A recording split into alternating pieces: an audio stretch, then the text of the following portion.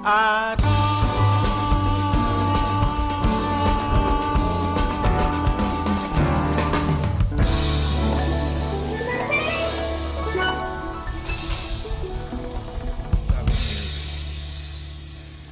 say welcome back. We say welcome back to the Third Empire. You in the pavilion. We say good evening, good afternoon, good morning, good night, wherever in the world you are.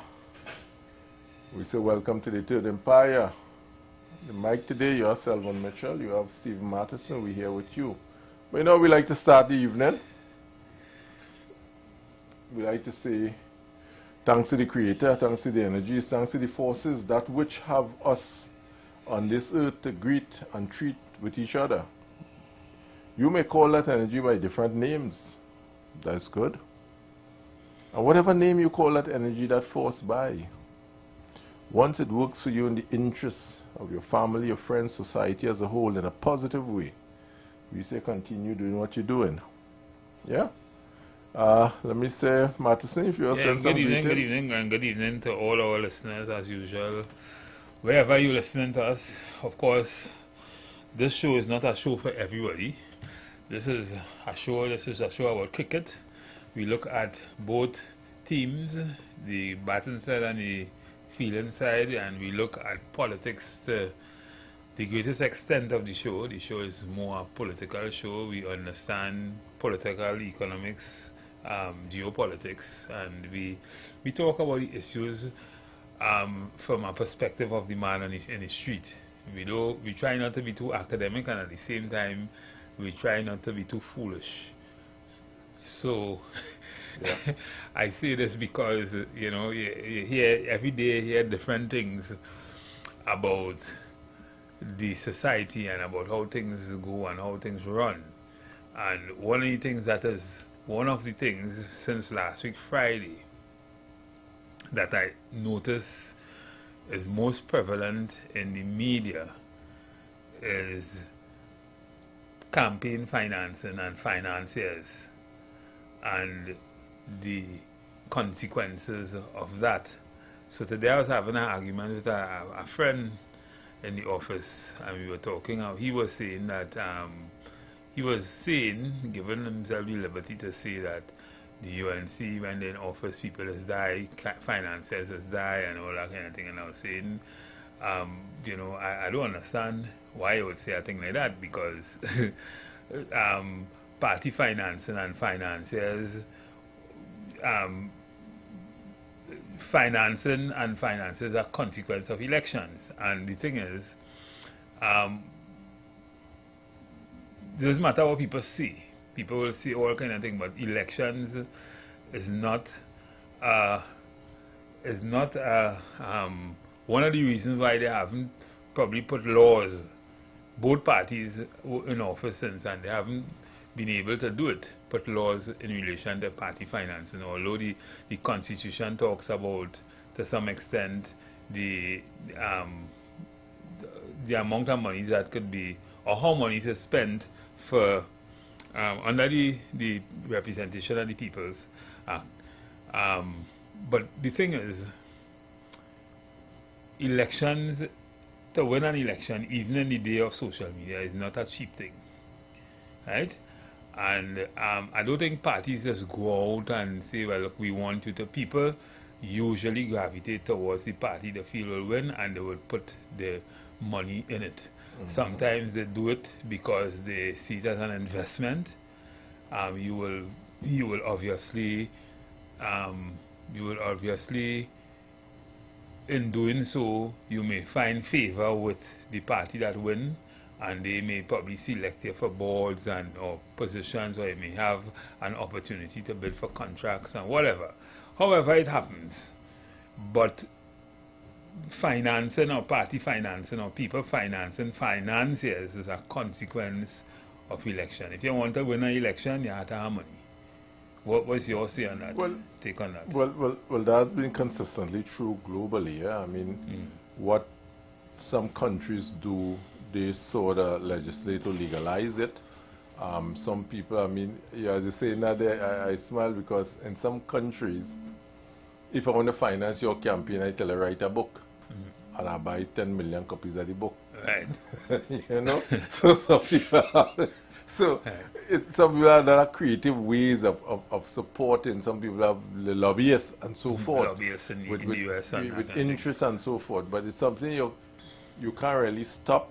And even if you make rules, say it, if you make rules, I think what people are trying to say is show me where your support comes from financially. If you make rules, say it, what you will be doing, you'll be taking away the democratic right of a person to run for elections, because a poor man, a man without money, he can't wouldn't be able to run for elections, because elections is a very expensive thing. I mean, people, if you only know how much, just the election day machinery, both UNC and PNM know this. Just the election day's machinery is more than $1 million for one MP.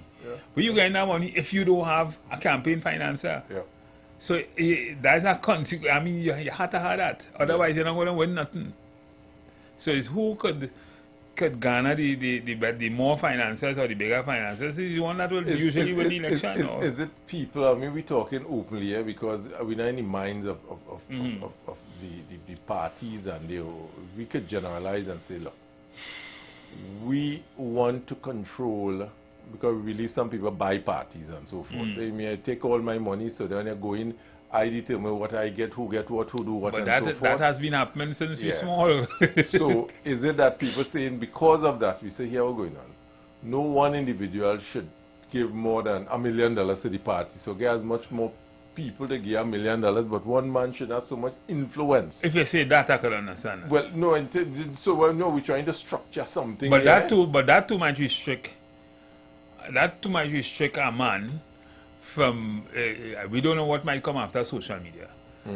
But that too might restrict a man from his democratic right of without having money to run or to represent the people.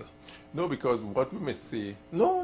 We said people could finance you, but we limit how much an individual could give, because we are a man who, in one man having a monopoly in finance. In illegal activity, so you want to wash his money, so you pour the money your campaign, so when you reach an office, you get back legal money. And so I understand what they want to do. Probably the diction to get it right haven't been placed on the table and so forth. The challenge is none of them in this current system will do it. It's a cat you had to bell. Yeah. But, it's a cat you had to bell. It needs belling, but who's going to do it? Yeah. But, you can't do it out there. You need it down to, Obama, all of them fellas had saying people, well, if you all put $10, put $20 and so forth. Crowdfunding. Yeah. And to support your party. Go and sell barbecue ticket and so forth. But I think the major problem they wanted to solve is no one man. I remember we had one campaign, and I don't go yellow and blue thing, and the campaign from one party was basically financed by two people. Well, 90% of the campaign. That happens all the time. Well, this one and I raise the question because you're hearing all kind of stupid conspiracy theory being raised about killings and all that kind of thing. And to me, that's just conspiracy theory. That doesn't make any sense, in my opinion. Campaign financing has been historic. But yes, campaign financing, maybe we need to regulate it in some way, according to you. Yeah. But to a large extent, it is unnecessary. It's necessary. You cannot win an election without money. Because to put up a stage to talk to the people, to get PA system, who paying for it? Somebody else pay for it. Really, and as you say, the poor man might be the best candidate in terms of his commitment to his people and his capacity to deliver. But then he had no money. But he had no money, and then when he get the money, he had to pay a piper somewhere down the road. So that necessary. That man might be wanting to call the tune in some way. Yep. So that murders had nothing to do with campaign financing. I don't think it have anything to do. You see what people had to understand to a large extent. I mean, sad to say, but reality, I talk about it ad nauseum all the time. And politicians must stop promising that which they themselves know they cannot. They gotta stop doing that and giving this false premise outside there. And if they pull back on that, then I feel they'll get more credibility and so forth. Well, plenty of them know they can't provide it, but they know they have the influence to make it happen in some cases. And but it's a bit harder now because now you have different kind of procurement regulations and that kind of thing. So it's difficult to do that if you have good people or you have the right people, you have the Integrity Commission and that kind of thing. But still, even with all of that, things could happen and things get through, passes through the eye of the needle. Right? Let me see. Caller, welcome. Yes, good afternoon. Afternoon. Listening to the program, is there a possibility that they could put a cap on campaigning financing?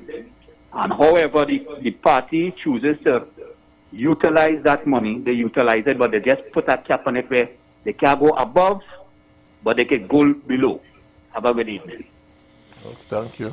Yeah, that's a good suggestion. Yep. But again, what a cap would be, things are very expensive. Then one man alone might put the cap, and that's the problem with the trade now. One man alone. Exactly. They say it's 10 million. So it's more than a cap. One man come and get 10 million. Is it a cap per person? And does it the same thing apply to both parties? You know, all the parties, all them things. Caller, welcome. Good afternoon, umpires. And I will go upstairs because I'm listening to the umpire. I like the digital ruling.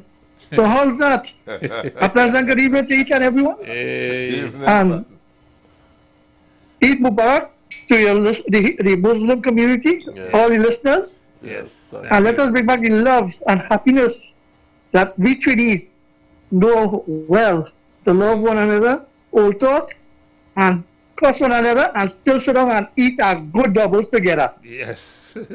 So, umpire, I like the conversation you had this evening. I have 350,000 members, right, who like my party. One t-shirt costs me $40. How am I going to give all of them a jersey with a cap on the head? Ask Trump. Ask Donald Trump. Because I see a man share hat for everybody, and he got a rocket to go up in the sky and fall back down without the paint. They say wrong paint they use.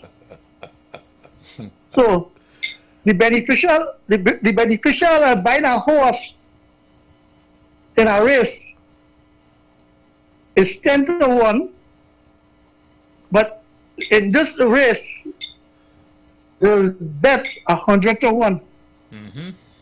So you see, when last year about the Kentucky Derby, but we know and I know, but I would like to ask the umpire,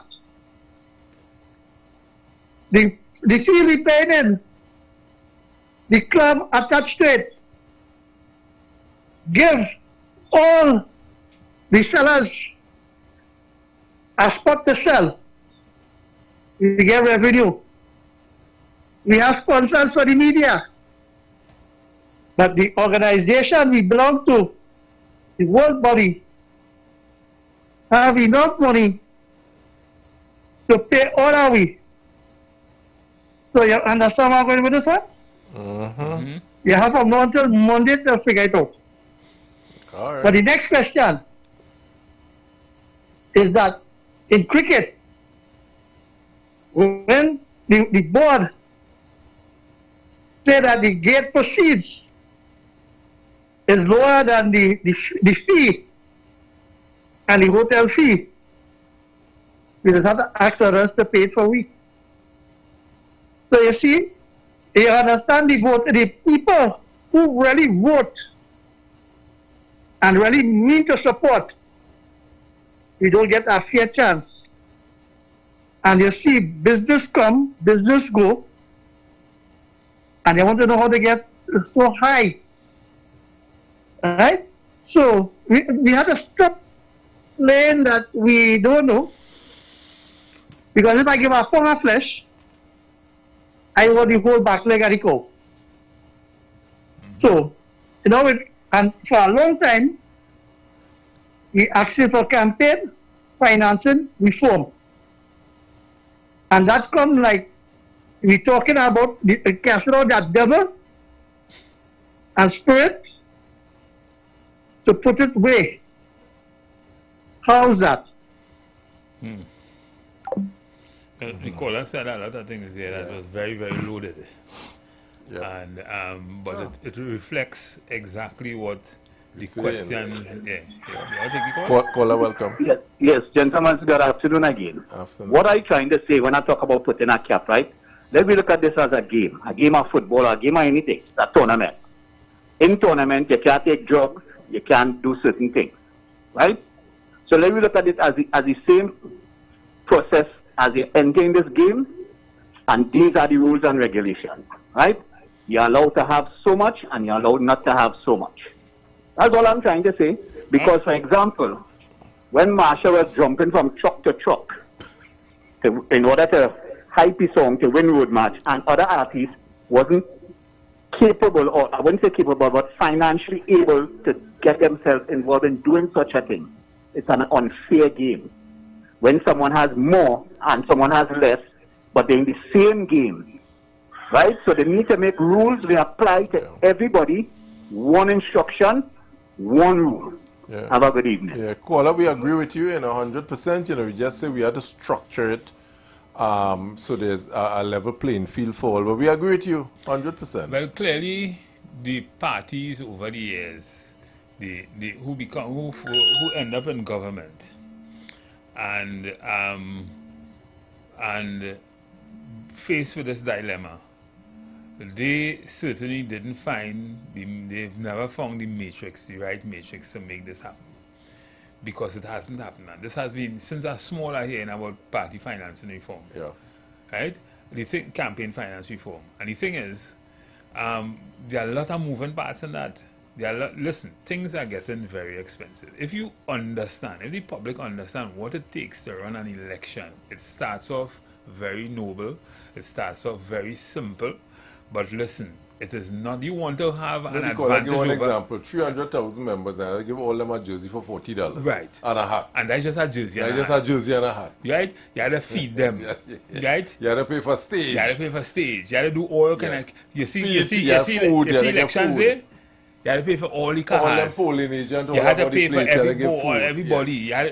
I mean, it's not a few $1 million as well. For each one of those constituency, it's a few millions you're talking about. Yep. When the bell ring, the man who is chosen.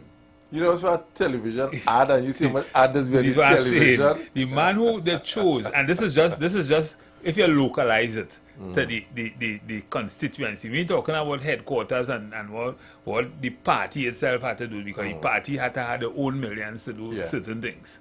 Right? But the man who is chosen, the candidate, he in a monkey pants if he don't have money, right? He ain't getting no answer. Listen, people in Trinidad and Tobago all them people walking with here for free. They walking for free. They don't know. half of them voting it for me. Right? But we just talk about democracy, we like to talk about, how all this kind of fancy, thing, but we understand what's the party pay for that too. Caller, welcome. Yes, good afternoon. One more point I want to make again, based on what you all were just saying there, right? Yeah. You have a government, they come into power. You have several constituencies. Now, each constituency may not have the same amount of people in the constituency, right? So you can't put a budget figure for each constituency at the same figure. You understand what I'm saying, right? Yeah.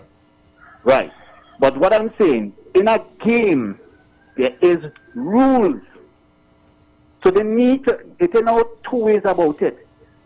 Don't tell me about an ad costs how much and an ad costs this and an ad costs that.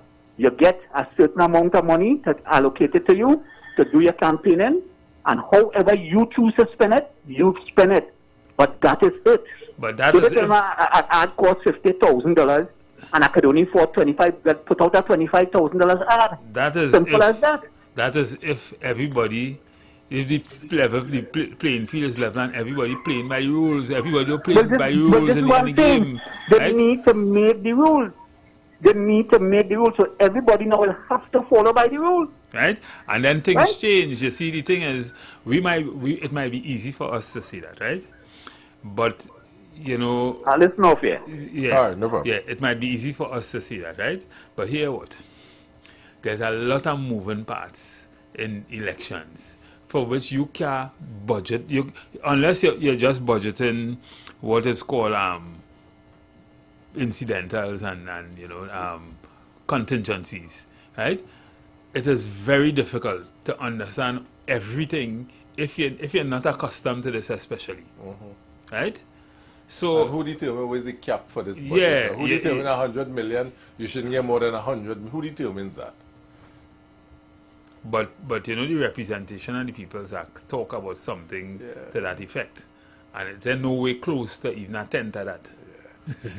Well, Right? yeah, some dinosaur laws really and truly. So yeah, I mean, while we might need that, and I could see problems maybe coming out of that because people jostling for position, people jostling for boards, people jostling for contract and all that kind of thing, and that's something party had to work out. That's something the state, because it becomes the state issue after the elections. It's not party thing again. Yeah. It is the state now, right? And the state and the party is two different things, right? You say it all the time. The state and the party is two different things. So yeah, it's all kind of things had to happen, all kind of nexic, all kind of dynamism, all kind of things had to take place for certain things to happen. The people does not understand that, and that sometimes could cause problems. Yeah, and it's how the message is sent to it.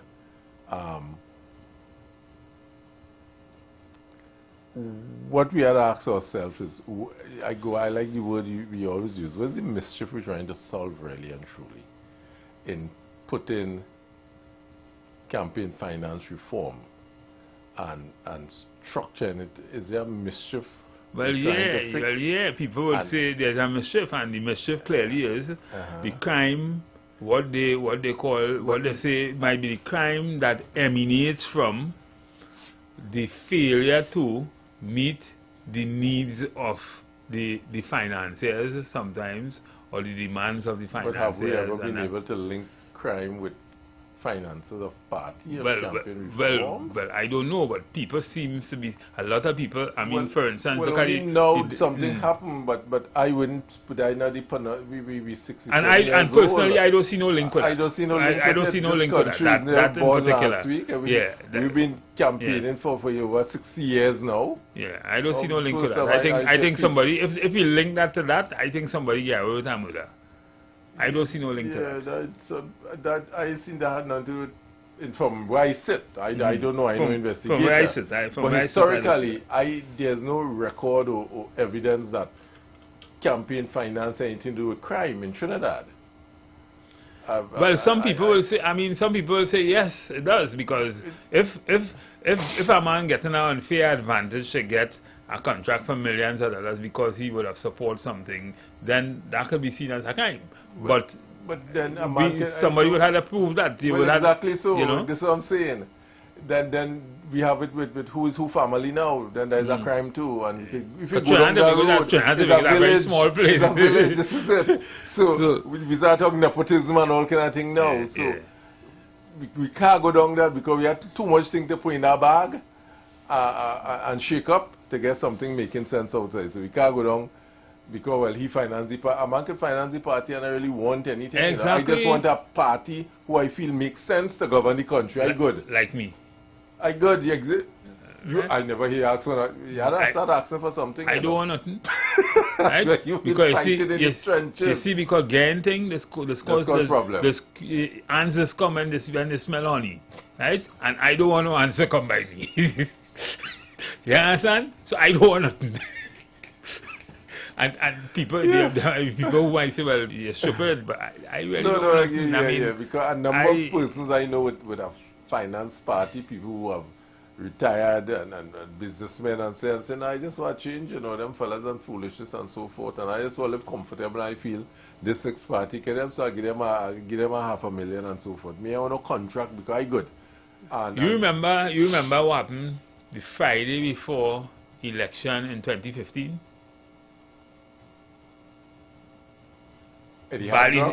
Balize House wasn't what it is today. Right. You remember what happened that day? You don't have to talk about it on air, but you remember why? Me, you, and two other men. Me, you, and a man met walking Balize House, and we meet somebody. Who we met? Who we met? I know. I was. With a brown bag. We can't talk. With a brown bag. Well, we ain't going to talk that on air. Right? We ever get anything for that? Well, we didn't win for anything. We didn't win for anything. Because we didn't ask for anything. Correct. In true, we never went and said, well, I want this for that. We never did that.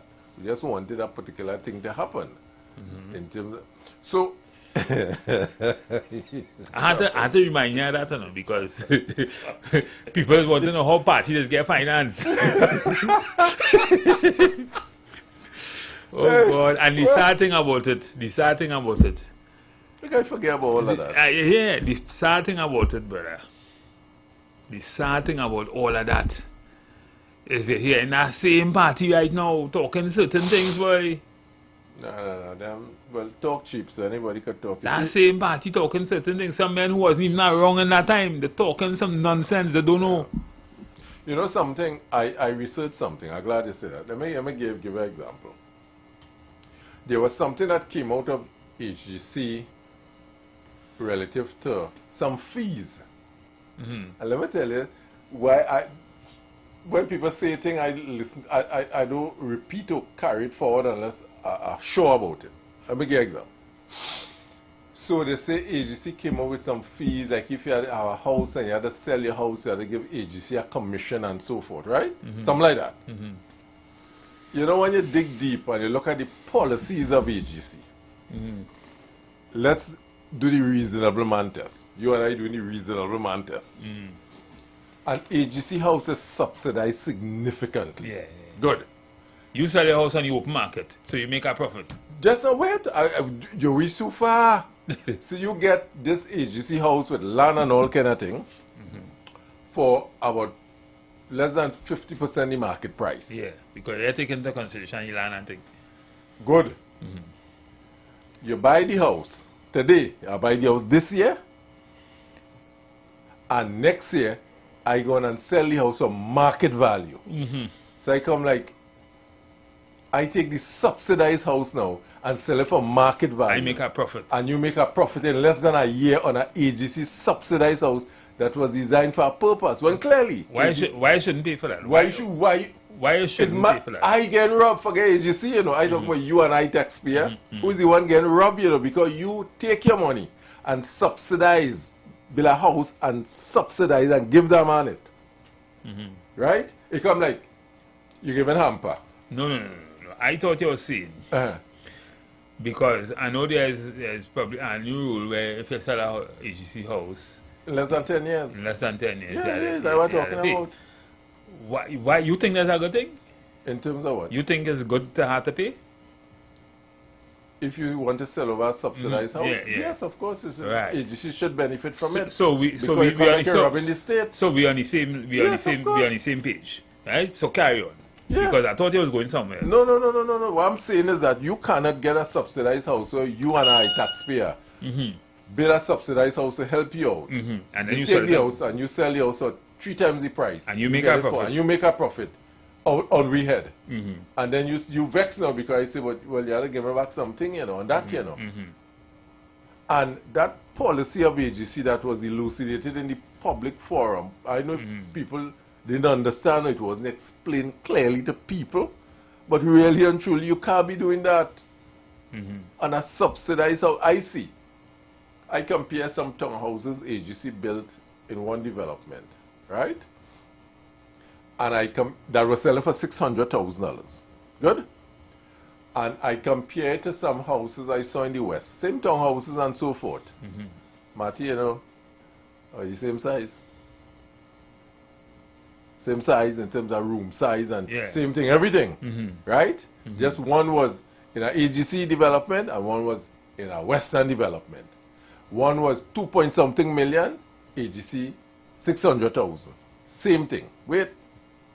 That man will buy the house, and what AGC is saying, that man will buy the house for $600,000 and sell it for a 1.2 easy, you know. Because the average price for the house outside is about 2. Yeah, but you know what's the irony of that? You know, HGC really pay 1.2 to build a house, boy. Because and sell you it for 6. That's the problem. It's subsidized. So it costs AGC $1 million to build a house. They give it for half the price, and then you will sell it back for market value, and then will give them something. Yeah, You can't do that. you can't do that. I mean, it just.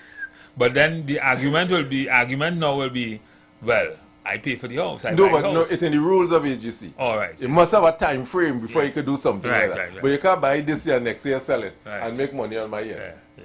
And then if you have a partner inside the basin who running things, you, your brother, your cousin, we buy about 10 houses, and then we just sell it for market value, and you become like real estate agent now. You can't be doing that. We cannot. And you know, I said I would mention it because after looking at it closely, I say A lot of things people just have problem with paying for, but they don't understand why they should pay it. and how it came And about. how it came about, and that is be sometimes the problem. So some people just want to know the rationale, but this is the rationale explained, Yes. right? Yes. But yeah, I mean, like most other thing, why you pay taxes? I mean, some people don't even understand because they just look at the simplistic thing. I think they're accustomed to certain things. But listen, in places you live in other places, you have to pay for even garbage collection. No, but what is it? You know what caused the issue with this? It's been going on for so long that people consider it the norm. So they say, well, how they get on so now? So because you breaking the rules all the time, you speeding on the highway all the time. The day you get a ticket, back custom driving fast, what they get on so far now? It's not breaking the law all the time, but because you was getting it all the time free, we were living like a socialist, not a socialist state, a welfare society. Not Right? social, there's a rules. Yeah. A welfare society. So because we are accustomed to that welfare society kind of mentality, it's difficult to understand why things getting hard, austerity measures, and why we must pay We for understand certain doing the right thing, but Marty, today's Thursday, eh? So I want to tell the people today Thursday. Here what happened with KFC. Wrap up your Thursday the right way. Twister Thursday.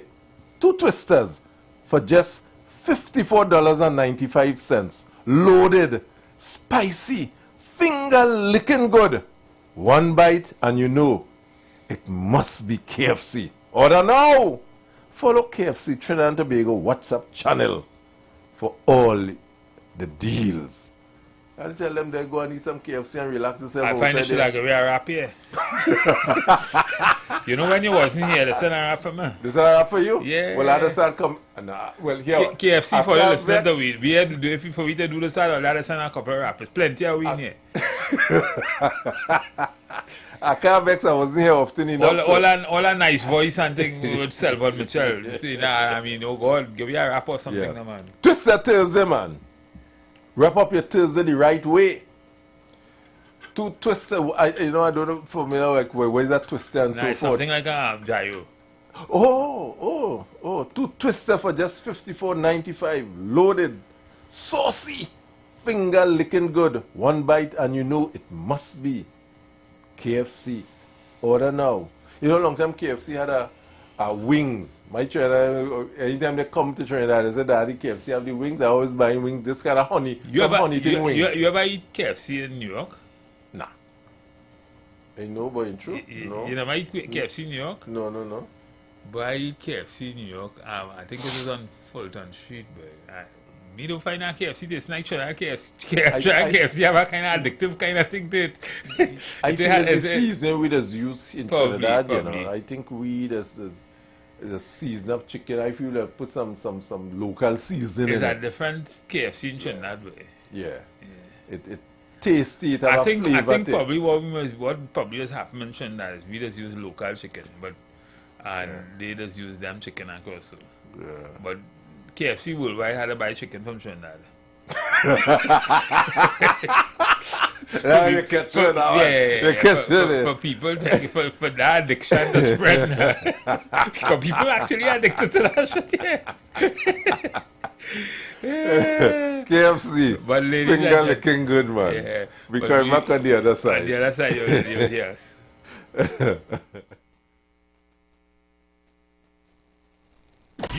You've got bills to pay, and so do we.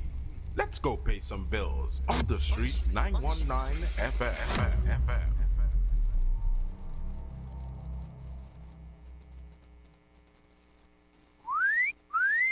What are you doing?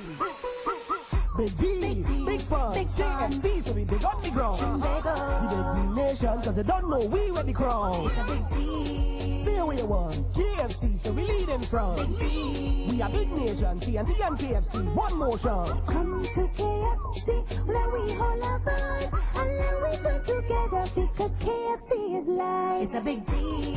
Say what you want, KFC, so we lead in front. We are big nation, TNT and KFC, one motion. Score with Coca-Cola. Check out the FIFA World Cup 2026 consumer promotion on now under the 591 ml football label bottles at supermarkets nationwide and see press or social media for more details. Score with Coca-Cola. TechFlex TT Limited, the #1 computer store in Trinidad and Tobago, has all your tech needs. We have the latest computers, powerful MacBooks, and affordable Chromebooks for school and work, providing new and refurbished options to suit everyone's budget. Also, we carry a variety of printer options and ink solutions for your home and office needs. Need repairs done? Our experienced technicians can solve your tech problems. Visit us now at any of our 2 locations, Wilson Road, Scarborough, next to Royal Castle, or Penco Street, Montrose, Chagonas. Call 235-4919 for more info. TechFlex TT Limited. Affordable tech. Exceptional service. Lent is here, and the castle is making fasting easy and tasty. Come enjoy any of our 5 delicious fish options, all made with a fresh catch, seasoned local style, and cooked to golden perfection. Try the fish meal.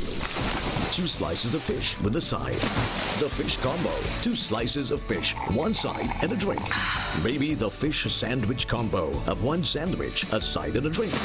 Want more fish? Well, the Royal Fish Meal is for you. Enjoy a slice of fish, a fish sandwich with a side and a drink.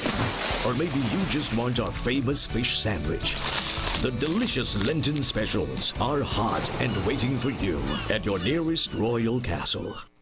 Get ready. This is big. Our first annual epic fundraiser cruise. Sail in the sunset aboard the stunning embassy yacht at King's Wharf, San Fernando. Easter Sunday, 5th April 2026. Boarding 2:30 p.m. sharp. Sunset vibes, sweet music, pure liming on the water. Tickets only $250. All funds for a great cause. Together we change lives. Quick route, no glass bottle, no big coolers. Casual dress, come as a comfy. Payments can be made by Monday, 30th of March 2026. Tickets still available. Call or WhatsApp 683-8569 or 716-4203 right now. Limited spots, don't sleep. Sail in the sunset, Easter Sunday, Embassy Yacht. Let's go.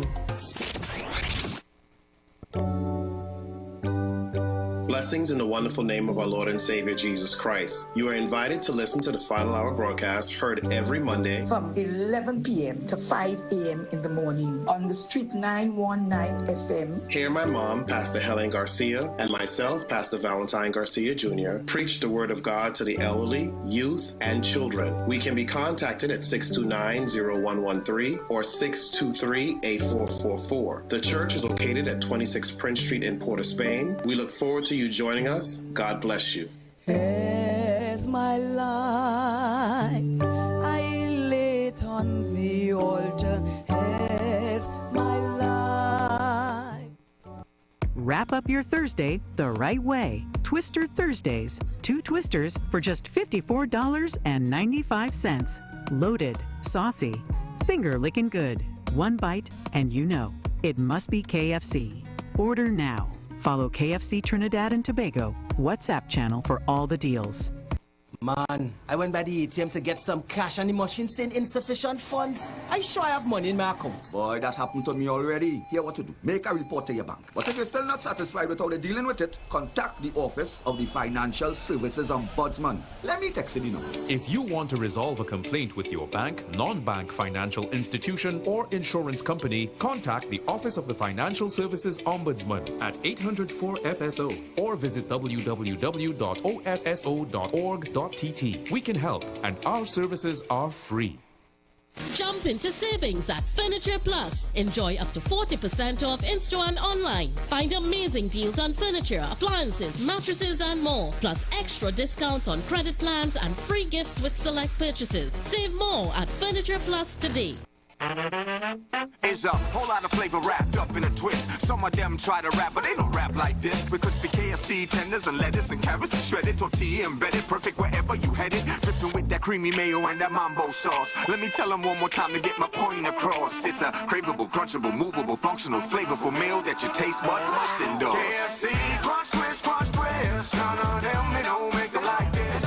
Introducing KFC's Crunch Twist, a flavorful wrap with a delicious difference for just $29.95. KFC, it's finger-licking good. Go to FIFA World Cup 2026 with Coca-Cola. Just buy any Coca-Cola 591 ml with football labels. Uncap and submit your code via WhatsApp to 3282878 for your chance to score with Coca-Cola. Share the live. Share the live. The Street 919 FM on Facebook and Instagram. Share the live. Iowa George on Instagram. Share the live. Iowa TV and Street TV on YouTube. Share the live. The Street 919 FM. Yeah, ladies and gentlemen, we are back. Yeah. I want to just jump out with something here, because it's something that's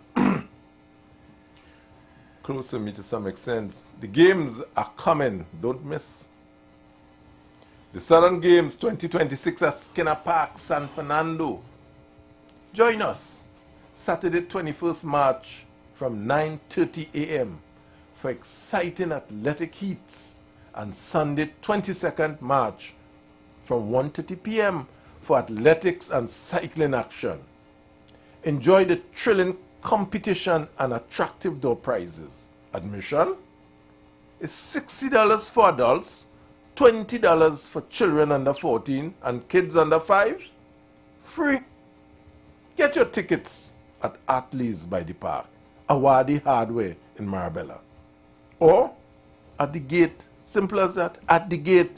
For more info, call 368-5649 or 778-3274. I'll say it again. 368-5649 or 778-3274. Those numbers are for more information if you require. Southern Games 2026. Don't miss it. You were in Southern Game, Matty? No. Oh, let's hear about it.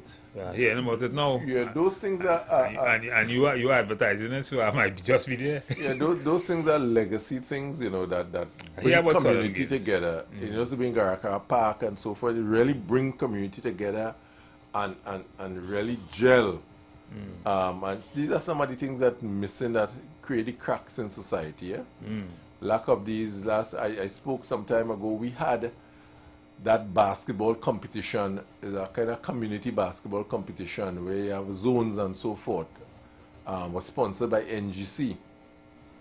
And that had so many youths outside there sweating on an evening, playing basketball, practicing competition and so forth. That you had time for no crime, you know, you're too tired to go and lift up gun to rob man, you know, because excitement in the community. And you're going to do something you like to showcase your skill. Sometimes crime is a creature of pent-up energy, you know, sometimes, you know. That basketball competition that NGC sponsored yesteryear did so much. And we started, right now, I think where we are now, cricket, we have some basketball taking place, but the hype and the excitement that had back then is sorely lacking. And probably when I see companies Zanti wine, the profits 1 point some billion. I would ask them, well, how much contribution did you make to civil society in terms of sports and community and so forth, in terms of youth activity in Trinidad and Tobago? What was your contribution to it? You know, I think in accounting, and people in accounting could, you get a certain amount of tax deduction if you contribute or donate to sporting event and sporting activity in your taxes and so, you know. And that was incentive for companies to really donate and get involved in these activities. I don't know to what extent it's happening, or companies find alternative ways of beating the taxman by doing other things, but I do see sporting activity at the forefront, apart from the school football and the school cricket and so forth. There's a community I'm speaking of. Activities taking place as yesteryear. Remember, Best Village competition a long time was a thing. Everybody down in the community center was an activity. That back then,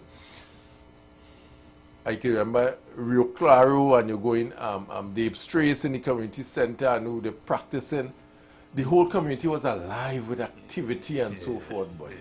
That crime was so close knitted because of these activity, and then they started to fade away, and we started to be a sort of isolated community. Everybody's for themselves now because these things started to fade away. And sometimes you might find some ways to bring these things back. And you remember when we talk about, you and I talk about earlier in the week about solving or dealing with crime is a multifaceted approach. Agreed. And all these are things that has to be factored in. All these are things that has to be put into the pot. Yeah. So when we're talking about dealing with crime, because, you know, they talk about the idle hand, they talk about pent-up energy. They talk about pent-up energy, they talk about money in the community, you talk about all them kind of things with all these things. Right? So this is just yet another element of it, the social aspect of fixing the communities. And, you know, that was probably something the government of the day at the time, they probably understood, and they knew that it was all part of this whole social network, the whole social system. But for some reason, we kind of move away from that. And I don't think if we kind of saw it as unnecessary, but we moved away from it. And as a result of that, we don't even know the people in the communities. And, you know, that give rise to other things. And we are where we are today because, you know. But it's a simple reset, you know. And if I don't know if people do the research or people do the reflection on what is taking place in society, historically and now, and what things we have changed and moved away from. And it's a simple matter of returning. When we talk about, you know, religious instruction in school, there's a day in school where every once a week, the pundit, the priest, and you go to different classes. They still have them thing in school? No, them things fade away. No, man, I know that. I know they had that in like the big schools and that, but you sure that not in school again? again? The Imam will come and the Muslim will go across so, and the Baptist priest and the Catholic man and the Hindu, the pundit, and they do that. And they build this sort of, them things don't happen in schools no more. So we have moved away from a lot of things that work well in communities for society and gelling society and building this fabric of community life and community living and so forth. We move from it. And then we say, here, what? We move out them things, we put police to patrol, and it must be a hard stick on your back to do the right thing when there are so much soft skills that we could do it. Really and truly, we have to reset, really and truly. Policing must be the last intervention in terms of transforming communities and society. By the way, I heard the, as I say, policing, I heard the Commissioner of Police response to Gary Griffith. No. What Gary Griffith said in the first place? No, what Gary Griffith has been saying. He was actually responding to, you know, Gary Griffith's criticism. I was listening to it today on Facebook. He was reading something there. he was saying he don't want to go down and be as disrespectful or don't want to answer that fool kind of thing, but he was actually doing the same thing he was saying he don't want to do. Not even in a satirical way, right? And to me, he sounded really, really, really idiotic. But I mean, police does always sound idiotic to me. So Gary Griffith made a criticism or something well, like Gary that? Griffith has always been criticizing the system and criticizing policing and what they're doing and that kind of thing. And until police, I'm not going to let up on this, but until the police could tell me why they're not charging the men that killed Samaru, I will not stop having respect, not having respect. You'll watch them in a different light. Yeah. You'll watch them in a Right? different light, yeah. Because, I mean, that was there for everybody to see. And if the day you tell me an investigation going on, what are you investigating? But I think the commissioner was pushed and pushed and pushed till he had to take them off the beat because they were still on the beat as normal. I think after probing and prompting, then he pulled them off, and I think they're doing administrative duties and so forth. So to me, I mean, it's just, if everybody saw it, you can't hide it. Let me tell you something. I always say you cannot. It is regressive. I see this executive have a majority in parliament and some significant changes. They should be using that majority to make or amend laws. For example, this country, or no country, should have one person who is responsible for the management of crime. So crime alone come under one man. So if he do decide to do nothing about it, the whole country had to stand up and watch. Are we mad people? Well, that doesn't make sense to anybody, one man. So if he tell him men and them, do investigate that, what do you do? Well, Sevan, you know, you and I talk a lot. you and I talk a lot. And we know, we have a probably an intricate understanding, yourself, me and Ronaldo, yes, of the system. We understand certain things because where we've been, what we know and that kind of thing, right? And you more than ever, you have been in the you understand the security and national security apparatus. You understand security and how important it is. And a simple thing like firearms. If you pass a law that makes it legal for a man to defend himself in his home, but a man coming in your house with a firearm, you know he coming in with a firearm, you know you have to defend yourself, but you have a broomstick, right? And it is, you can't get a firearm because you don't have $50,000 to pay for one. Well, right? It makes the law obsolete and foolish. Exactly. And what I'm saying is, everybody who is everybody know that you had to pay for that. And you had to pay plenty money for that. Am I correct? It comes like the law is just frustrating you then. Because you tell me, well, go and get a car down the road, you know. Defend yourself. Yeah, defend yourself. But the tools to defend yourself, I ain't giving you it. I ain't giving you the tools to defend yourself. And when you complain, oh God, bandit, I say, but the law, they go and defend yourself, brother. Go and defend yourself. And when you go for the tool, so sometimes wonder that's what I'm saying. Yeah, in Trinidad and Tobago, you have to have the only people that get respect is the millionaires, the people with the money who have no problem buying 3 guns for the family because, hey, if the police say I had a system, but under the table I had to pay $50,000 and I could pay $300,000, I could get 6 guns. Now I don't know why it is that it takes so long. And I understood, and I started to explain to someone. When Gary Griffith was in office, they say, I don't know, I wasn't, they say he gave 15,000 FUL, right? Neither here nor there with me, I have no problem with that as the case is. Because Gary said a simple thing, you know. He said the law is written that never give the commissioner of police discretion, his opinion, you know. There's no place in the law to say the commissioner's opinion, you know. Yeah?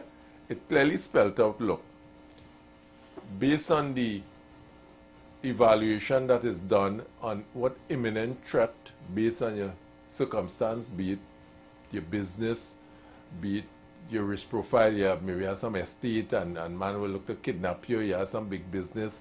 You are dealing some things that will cause your life to be at risk. Yeah? And that will be done in the interview. When the division inspector or sergeant come and interview you, I see you apply for a fire, Matty. What is going on with you? And you roll out, these are the issues, these are threat and the business are doing, and other come home late in the night, and that was a lawyer, and certain people are thinking, but if they lick me down, so them fellas, based on the job I do and so forth, that recommendation now goes to the commissioner of police. He will say, yeah, the man justified in his request for his firearm. And the file is prepared and goes to the commissioner of police, and the commissioner of police sign off. This is what Gary was saying. Well, if the interview process was done in the division by the senior people, and the head of the division sign off and say, approve Martin should get a firearm, who am I when reaching me to deny Martin now? Who know who? This is what Gary is saying, you know. He say if the system that by law is in place, make a recommendation to the commissioner, Martin should get a firearm, and it so happen 15,000 come. You say, well, I have to approve 15,000 because the law never tell me I have a quota. I should only approve 10. As a matter of fact, just have a ratio 10 women to 5 men. It was always legal for. It was always there for anybody, once you as a citizen to get a firearm. It's just that you had criteria. And the thing is, but what the government would have done with the stand your ground legislation and the home invasion legislation, to me, that doesn't really help the citizens in any way. If a significant part of defending yourself is prohibitive. But the law was always there where you could apply and get a firearm once you go through the process. But it was always so you had to put a stand your ground. But somebody put a barrier in that process by saying or making it onerous that you should have you had to give somebody XYZ amount of money. Well, that's to be able to get the law it. does not allow for that. It's some individual based on his brought up come up with foolishness, but the law doesn't tell you have to pay anybody for no firearm. There's no way in law that says that. The law have a clearly defined process how you go about it, identifying the risk or challenge that may exist, that you need some level of protection. The assessment is done by the division and so forth, and once they deem that that threat is real and imminent, they make the recommendation to the commissioner of police to give a firearm. And if that happened during Gary time, don't blame Gary for giving him any firearm. If the recommendation came from the division and say Martin should get a firearm, and Gary say, okay, if them fellas do the homework, that's their role. And they make the recommendation, so Gary sign off on it. So what's your position on the barrier? The fact that people are made to pay, otherwise they're going to the commissioner. Nobody should pay for anything like that. My thing is that, first of all, we should establish. You don't know, the commissioner might be saying, hey, don't bring that to me if the person didn't pay, because I want my zakat. Well, I had to hear somebody say that, but I hold the commissioner of police in high esteem because he's commissioner of police. I had to hold him, I had to trust him because he's that. Yeah, I just saying that. Yeah. We don't know if that's what happened. But first of all, I have two issues I have. One, the country, any country that is developed or developing, could never have one person with the sole authority for crime and criminality management. So if the commissioner of police tell you go so, well, they get away free. And when we say we can't do nothing, and he can say we're investigating what? They not sit all 12 years? We're investigating still? We're jamming still? Well, and because you know why? Certainly don't say they're investigating. It's only because you know why? Only one person responsible for it. That's crazy. And I'm saying we have enough institutions. We have, under the Minister of Finance, he have a team of people that could arrest people. Under the municipal local government, you have a team of people that could arrest people. Municipal police. Under the local government, you have a police force. Right? National Security Minister, you have a police force.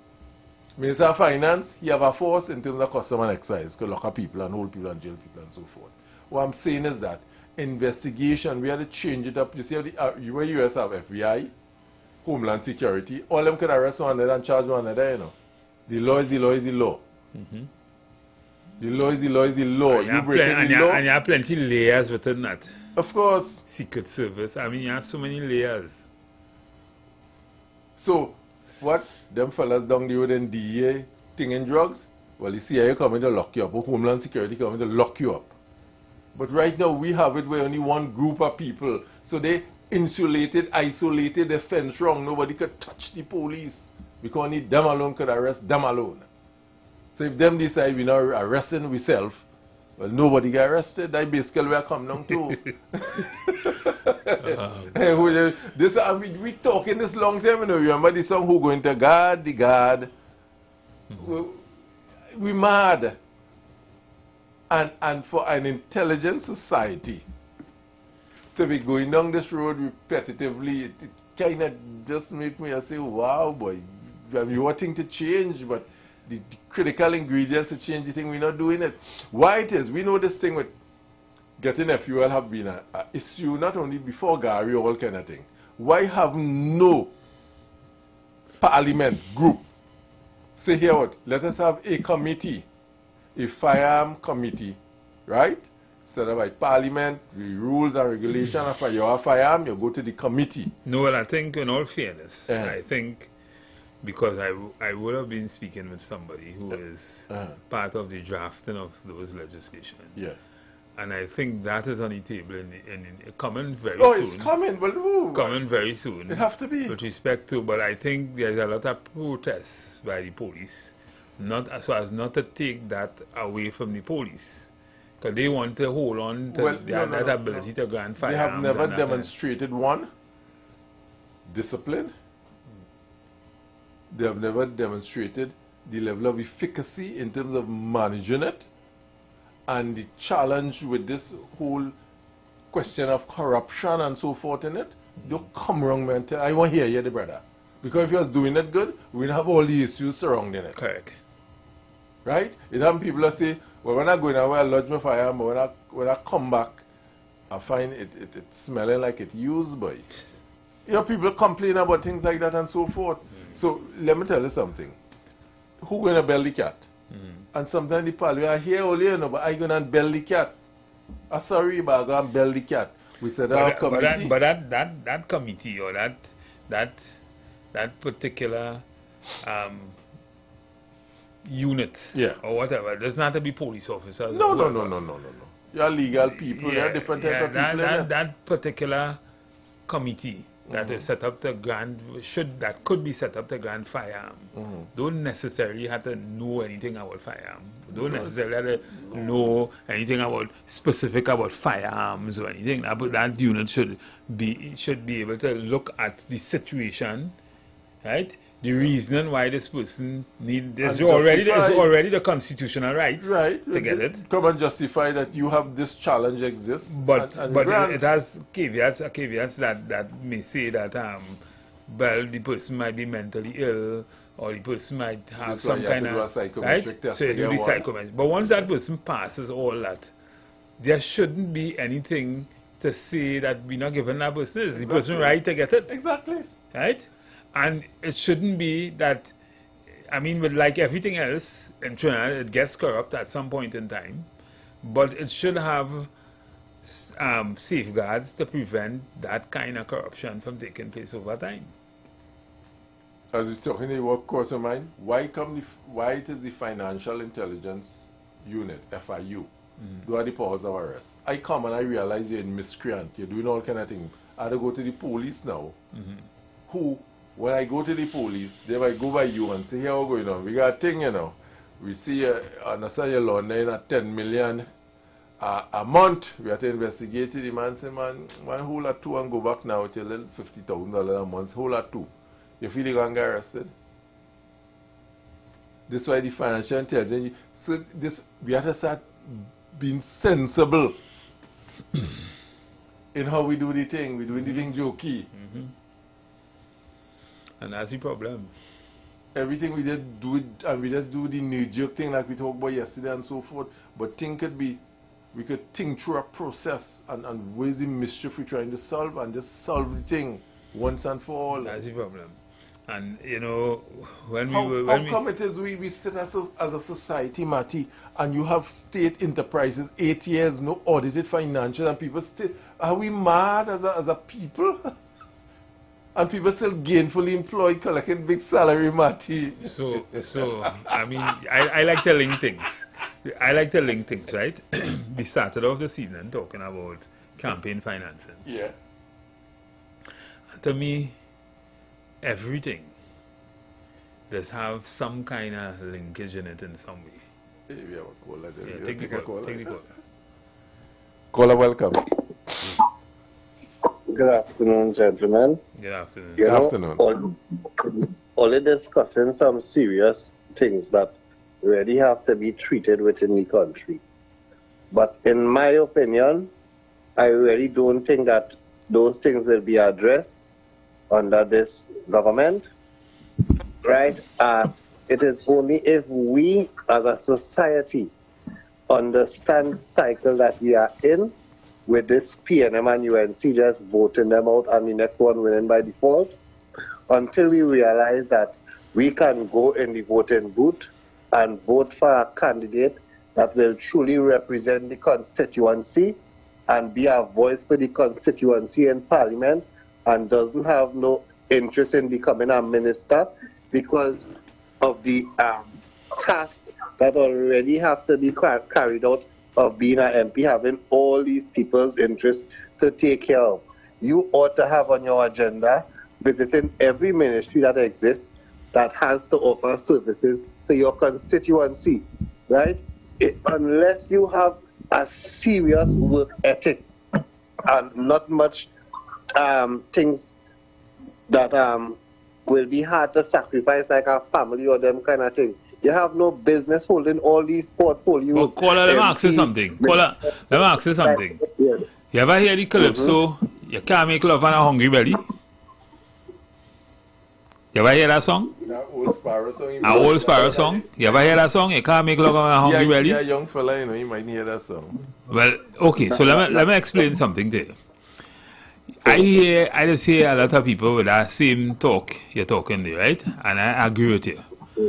But, you know, one of the things, it have a consideration, a financial consideration to all of this. Are you willing to pay a man to service a community 24 hours just to do that more than $15,000, $20,000 a month? I just asking, because who leaving the nice cushy job in as a bank executive or as a consultant or as a high attorney or whatever to become an NP, just an NP alone? Yes. To be paid what an MP alone is paid. Right. I love the question. So here is my response, right? What gives us the idea that these people who are so qualified and have these high-paying jobs in the private sector is the best candidates for politics? Because many of them, right, especially from the law fraternity, have found themselves into politics and it has not gotten any better. It really has gotten worse. Maybe we need to look for one of these single mothers who work in miracles. No, the single mothers have the opportunity too, you know. That's where campaign financing comes in. The single mothers have the opportunity too. Anybody could be that. Anybody could be that. We as a society have to understand and see the potential there and put our support behind that by voting for them, either put our money where our mouth is. You see a perfect candidate. Hear what you're saying, Paula. You hear what you're saying, put your money where we were just talking about campaign financing before. Right? And who you think, when we talk about campaign finance, who you think this guy is? The MPs we talking about? Is them who just had to get vote? Is them who had to get vote to make up the 41 to get in office? Right? Exactly. So at the end of the day, brother, it's a very dynamic thing, and it's something you have to understand. Is how to put it? You have to understand the dollars and cents and the you know, I put it, you know, caller, sometimes when you interview, you know, parties and stuff, screening and so forth for candidates, you know, the question that's asked you, if you have the ability to raise the finance for a campaign, you know. I'm telling a man that today. Just today, I'm telling a man that. Just ask you that when you go, yeah, you can raise the money. Where get any money to run this campaign? You think them people putting it out? Yeah. I like the dynamics. I like the dynamics that Ole introduced in the conversation, because it points to the fact that we as a society really have to do more if we want betterment, which is, as I say, if we see a perfect candidate. So in a sense, we had to pay for democracy. Yeah. That's what you're doing. So it's not that. So what I'm saying is, but people doesn't understand that. We don't understand that. That is exactly the problem. The more people understand that, we will throw our support to behind a candidate that will be beneficial for the constituency. Because we know talking. We know talking about that, and we know talking about campaign financing, and how if people only understand how much of the stake, and both the red and yellow, they understand it well, right? And I've been around both, so I know too. I know they understand it. It's a lot of money. It's not no toy money, you know. For one. And let me introduce this next factor in the scenario.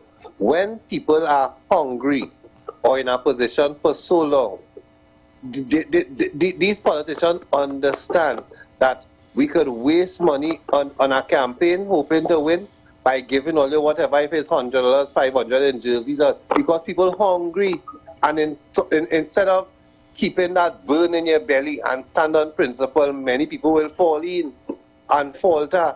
But I reminding people, you see, when you're inside that voting booth, there is no gun to your head, right?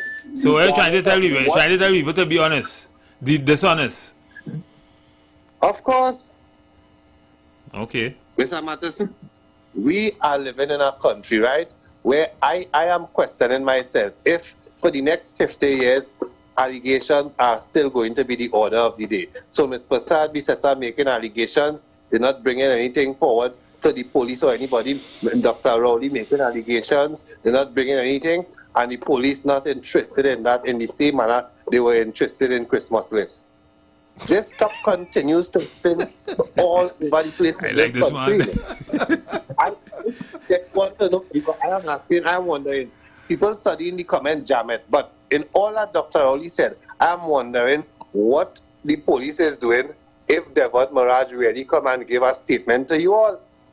What have you all been doing in that matter? Well, what who been doing in that matter? Who? The police service. Well, this is the problem we have. You see, that separation of powers sometimes it work as a dagger in we the people, you know.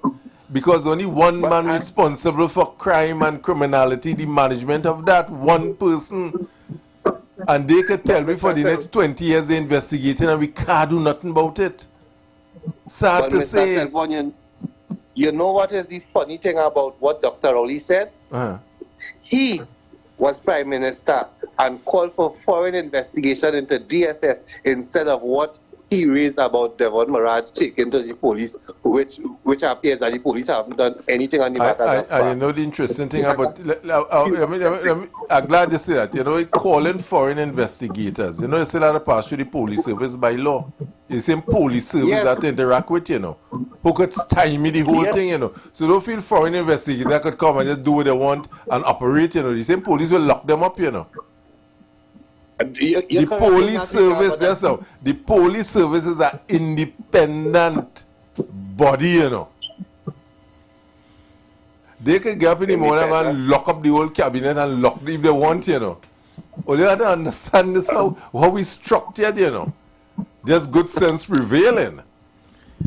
No good sense. Fear and all kind of thing. I don't know what you're doing that. Come down, give me a break for that now, man.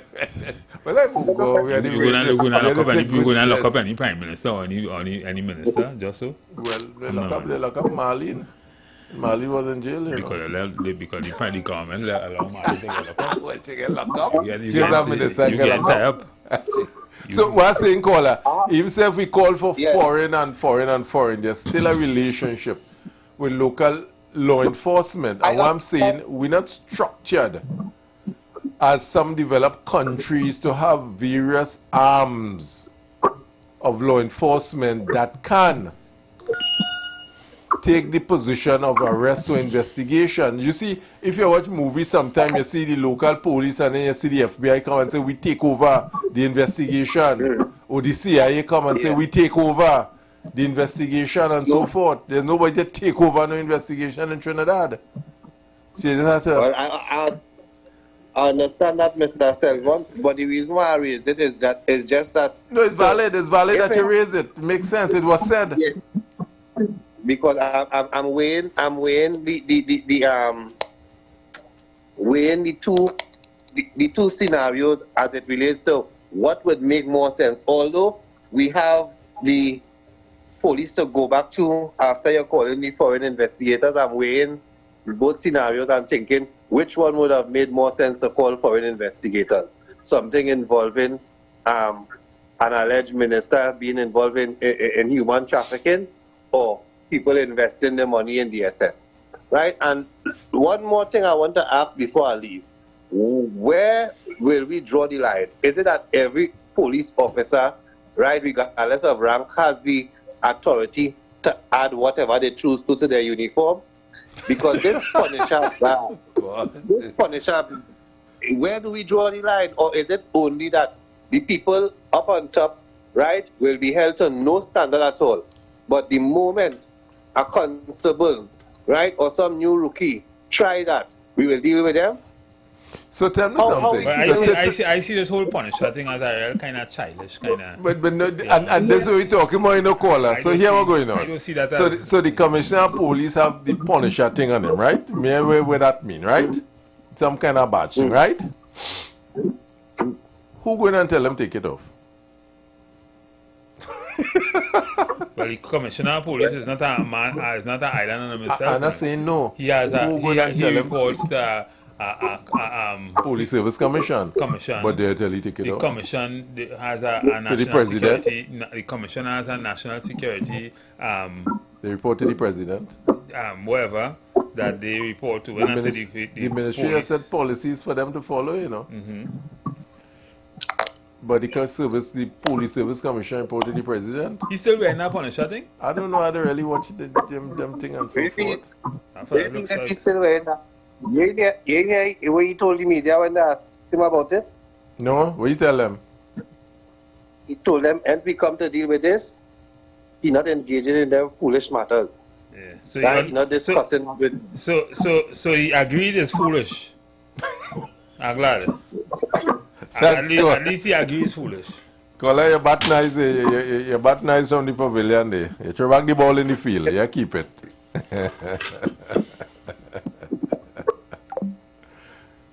So, and that's the thing I'm talking about. So, if the commissioner of police, you know, we had the round of boroughs thing and so forth, and people are a lot of challenge with, right, doing this and doing that and doing the other. Who going to bell the cat? It always comes on that we had to put some banner up here. Who going to bell the cat? That's really watchword, you know. I wonder if people understand that. The belling of the cat. At the end of the day. I wonder if listeners really understand that. Yeah, because a lot of things want to change, you know, but to change it, somebody had to bell the cat. Yes. and somebody will die trying to bell the cat. Because this mice was in a whole party, a whole line, and they realized that, hey, listen, every now and again, as a push out, they had a cat eating them. And one of them come up with the idea, you know something, that cat, just go and sleep on it. And when that cat go and sleep, if we put a bell on that cat, anytime we wake up and he come in your head, so we could run and hide. We could run and hide. Yeah. Here was the question. So which one will you go and bell that cat, boy? Because if that cat get up, well, you will get eat. Which one are they willing to go and belly cat? Yeah. And that's the question. That's the question. Politicians, both red and yellow, let's be asking themselves, because plenty of the things we're talking about here could be done, but it could be done with consequences. And one of the consequences is political debt. You dig? But Robinson tried that. Robinson evidence of belling the cat and get eaten by the cat, eh? Yeah. A lot of the policies he put in place was necessary policies because we didn't change none after. But he died. He died politically dead for doing it. But up there we still have VAT. Any for VAT, we still have VAT. We never stop it. Although we lick him down, we cuss him, we say all kind of thing. When he take the 10%, them public servants give back that 10%. They never give back. That people there thought they was going and get that before they died. But all that he did, we get rid of him. Who will bell the cat? And who willing to do that? Some people willing to play with the cat. NAR died because of that. Some people willing to play with the cat. Yeah. Because they feel if they play with the cat will get friendly and everybody. No, I'm serious. No, don't take me literal now. But some people willing to play with the cat. If I play with the cat, I will get eat and I will get some things done. Yeah. Someone look at pass. Yeah. Yeah. But the question is, who is willing to bell the cat? So when we talking all these set of nice things here, all these set of fancy ideas, it comes with consequences. The only and time we had to know that. Marty, is if a government executive come in and see here what's going on. 5 years, you know. What happened after 5 years? Yeah, if I come with a fixed thing. No, but it's 5 years. let me say they get 35 seats, and they adopt that approach. Listen, me fixing things in Trinidad and Tobago. Yeah. Right? All you give you a mandate. Yeah.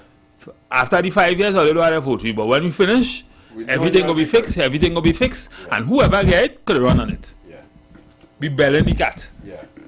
We taking down that cat. I know that's the only how, because we have to see here what's going on. Any government project over X amount must be legislated, the parliament, so anybody come after had to follow through with yes. it. All them kind of thing we had to put in place. What the public say? What the Pavilion say? How to say about that? We want a bell and cat party. Could we name a party Bell Cat? Cat Bellin? Give me a break now. We have a name for this party. Because this party coming to bell the cat, you know. The mantra and the foundation and the campaign trail is the party that comes to bell the cat. Most of what we're talking about requires belling the cat. Requires belling the cat. Agreed, 100%. Right? 100% agreed. If you're afraid to bell the cat, you'll folly. You will always have a problem. People will always be. Even if you bell the cat, you'll have a problem. You'll fall out of favor of the politics. Because a lot of things people talking about, people want. They want to make the sacrifice. They want to make the sacrifice for it. What we want in Trinidad and Tobago is magic. Yeah, what we want in Trinidad and Tobago is magic. Yeah. Right? We don't want to pay no taxes. We don't want to. We don't want to give up no liberty. Yeah. We don't want to. We want to jaywalk in the road. We want to do anything we want. Yeah. But we complaining about crime and we complaining about all the other things. We want magic. Yeah. And to do that means belling the cat. Are you all ready to support a bell cat party? No, the symbol for this cat will be a cat, you know, a pussy cat. It's a symbol for the party. Don't be saying them thing on radio, no, man. People might be taking it for something else. No, they're listening to the show. No, we we're trying to tell people we're about something. We're not about just getting power and rhetoric. So we emblem is a pussycat. A pussycat, because we come to bell the cat. A pussycat with a bell rung in it. A noose. Yeah, a bell rung the cat. That we come to do. And so forth, because they tell us, unless really and truly to change the society, This is what I was saying yesterday. This country is under-optimized. We have everything to be a successfully developed country. We under-optimized because nobody want to take the hard decision. Listen, when you come down the road, listen, I don't see that happening nowhere else. You come down the road and you see a piece of road going and get done by WASA. You will see no less than 25 people stand up and dress down, and they will probably come late in the evening, night, and whatever. Them going and get triple time and that kind of thing, right? You will see at any given time, you'll see about 15 of them standing up, watching and talking who might be the safety officer, who might be the foreman, who might be whatever. Them getting paid by triples. You have two men down inside there doing what they're supposed to do. What already come, the real mischief or what's supposed to be happening there. You have two men dealing with it. You know, I've had water by me. And we just pay for that. Trying to go just pay for that. I've had pipe-borne water by me since October last year. Wow, so are you watching your Bigfoot, boy? Truck-borne, I'll get truck-borne water. Okay. That's in Marvel? Yeah. Other water by truck and so forth. Nobody want to buy the cat. I put in a big cat symbol. To me, I see a cat picture inside here somewhere. I know I was looking at it. But somebody had to take hard reform decision, and this is what I was talking about some days ago. Even a thing like Wassa and thing, as you say that. Wassa is a cat that had a bell boy. Yeah, you have to. Right? But everybody afraid to bell that cat. Yeah. They're not as like Tiantec and even TSCT and thing, you know. TSCT is a failed entity now. Yeah, TSCT, strange company, boy. Strange people. I could never understand in a monopoly situation like TCL and those things puzzle me. TCL, before they sell it to Cemex, had a monopoly. It was TCL alone making all the cement. I couldn't make a profit. And was making good cement. The thing is, nobody was making profit. But right. But you have a monopoly. You have no competition. And there's a reason for that. Let me tell you something. You see, labor is one of the most critical elements in any kind of production, right? And when I say labor, I'm talking about equitably priced labor, because at the end of the day, you have to compete. Right. Okay, so now we're agreeing with you. So Trinidad and Tobago used to be, at one time, a place where manufacturers could come, and when you compare the US dollar as opposed to what we had as Trinidad and Tobago dollar, it probably might have been easier for a manufacturer to come and get the same work that they'd get from a US citizen at a rate much less, 3, 4, 5 times less than what they would pay. Agreed. So they could now have competitive advantage in relation to if they're producing at economies of scale and that kind of thing, they could have now competitive advantage, because at this part of the world they could produce something at a rate a next person might produce it in the next country cheaper. Yeah. And remember when we were talking about comparative advantage of trade yesterday, is the same, is a similar principle, because if I could produce it cheaper than you could produce it across there, then you could probably sell me what you could produce cheaper, and I could sell you what I could produce cheaper. Comparative advantage of trade, right? But the thing is, what Trinidad and Tobago has become is a society where we, and probably trade unions will get vexed, but I'm a trade unionist too, where we haven't conditioned our people to understand the value of productivity. So people want something for nothing. It's like a girl that works no way, she hungry, and she will tell you she want XYZ if you want to go, but she ain't giving you nothing. She ain't willing to put out nothing for that. Right? Typical Trini woman. So I'm talking like I'm a misogynist. But what I'm saying, brother, is that we haven't understood that the value of productivity in Trinidad and Tobago. and why it is necessary, why you should be willing to give a fair day's work for a fair day's pay. Because if you see productivity as very important, and you understand why you should be doing all the right things, working properly, doing all the right things, you would understand how easy it will be to get more money when you ask for it. Because if you're producing, your company earning more money. More productivity equals more revenue. We haven't understood that in Trinidad and Tobago, especially in certain parts of the public sector where they think like licensing and all them kind of places, waste your whole time for a whole day just to do a transfer, to transfer a vehicle a whole day, and you're paying big money to do it. You had to waste, and you had to come yourself, eh? That stems from something that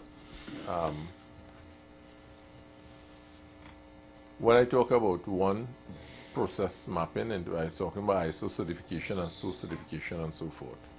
And sometimes people could tell you the horror story, but the stories 2 o'clock, like 1 o'clock, the cash are closed. And cash are closed, so that's for 2 hours. You have to sit down and wait. After you sit down holding, doing all kind of process like you're on a conveyor belt, right? All kind of different things for a whole day. And then sometimes.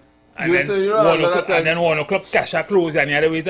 And your time, you working for how much thousands of dollars an hour? You losing all of that in productivity because the country losing that because you waiting for a license that might cost you $1,000, or you waiting for a transfer that waste of time. We had the wrong mindset in Trinidad and Tobago. We don't even know where we're going. We don't even understand why we need to do certain things.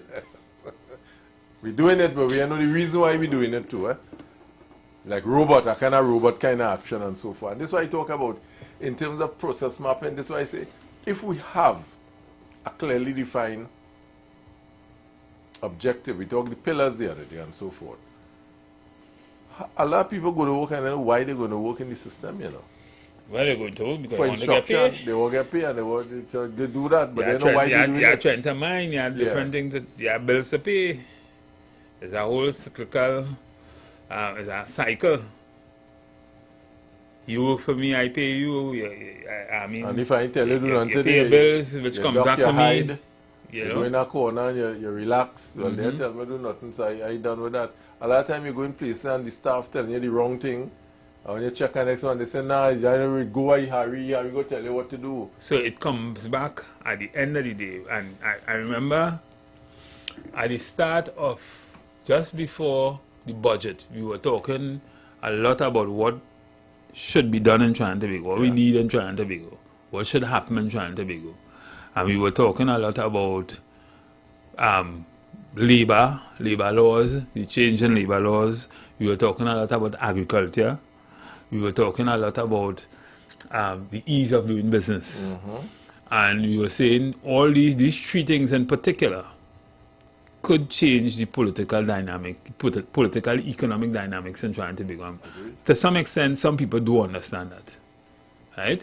Because if you could have laws that creates industrial peace and productivity in Trinidad and Tobago in terms of your IRA, then you will have less problems with money. People will be working. Of course, yeah. And people will understand why they need to work. And you could change I don't know if you remembered, before we had seatbelt laws. When I was young and I now started driving thing, I used to think, well, putting on seatbelt is a Yankee thing. Yeah. What we putting on seatbelt is like foreign thing. Like foreign thing. Yeah. Right? Because in the States, at the time, as you jump in and you close the door, the seatbelt close on you. Right? So we used to say like foreign thing, but no, when they put us low and they start charging people and thing. Now, as soon as you go in your car had that kind of same kind of thing, but it's automatic. You put on your seatbelt. So somebody bell that cat. Right? Yeah. That was a cat that get bell. Yeah. Right? We don't understand that these are the things. We had to find ways to fix Trinidad and Tobago. We had to think it through. But anybody looking at the gap, I saw Philip and they in one of the parliamentary committee talking about the traffic on Rice Road. They had the CEO of the port, license officer, and they were talking about the traffic congestion. And a causeway will fix that. A causeway. So A causeway will fix that very easy. Build something, a flyover going straight across from by the Twin Towers there. Go straight across the carnage. I talk about... But outlets to go into Diego Martin, outlets to go into Carnage, outlets to go in Bayshore. And that make more sense than the highway from Wallace. That's hard to do. Bring the Chinese, them doing that in about 3 weeks. For you. And own it. And make it a toll. Yeah. And boom. Well, they did it in Jamaica, eh? So problem solved.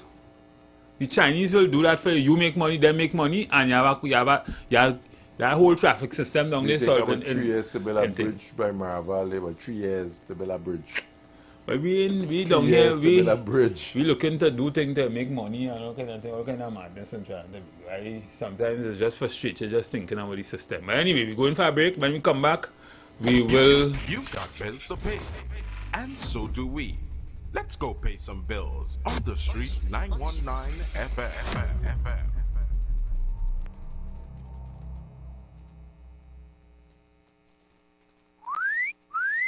What are you doing? Big D, big fun, KFC, so we dig on the ground. The big D nation, cause you don't know we where the crown. It's a big D. Say what you want, KFC, so we lead in front. Big D. We are big nation, TNT and KFC, one motion. Come to KFC, let we hold our vibe, and let we join together because KFC is life. It's a big D. Say what you want, KFC, so we lead in front. Big D. We are big nation, TNT and KFC, one motion. Big deal. Boy, I got in an accident a while ago. I was in traffic and my car get bounced from behind. Well, then they're wrong. Yeah. Well, the insurance company go fix it up. Fix up? Huh? I make my claim the next day. And up to now, I can't hear from the insurance company. I need my car fixed. Look, you better go to the Financial Services Ombudsman. I'm sure they can help. Yeah, I'm going to check them now. To resolve a complaint with your insurance company, bank, or non-bank financial institution, contact the Office of the Financial Services Ombudsman at 800-4FSO or visit www.ofso.org.tt. We can help, and our services are free. This month, join us for Inside Ramadan, a powerful educational series hosted by SAPA, Southern Academy for the Performing Arts, as we take you deeper into the meaning, traditions, and impact of the Muslim faith whilst we journey towards Eid al-Fitr. Discover the history of Muslims, understand why halal matters, explore Muslims and the economy, whilst learning about the statutes governing Muslim marriages in Trinidad and Tobago, and much more. Hosted by yours truly, Wendy H. Lewis, with insightful conversations featuring distinguished guests, including Senator the Honorable David Nakib, a devout Muslim, along with South businessman Mr. Khayyam Mohammed, and other powerful voices from the Muslim community. Tune in next Thursday the 12th and 19th of March from 1 to 2 p.m. right here on Street 919 FM.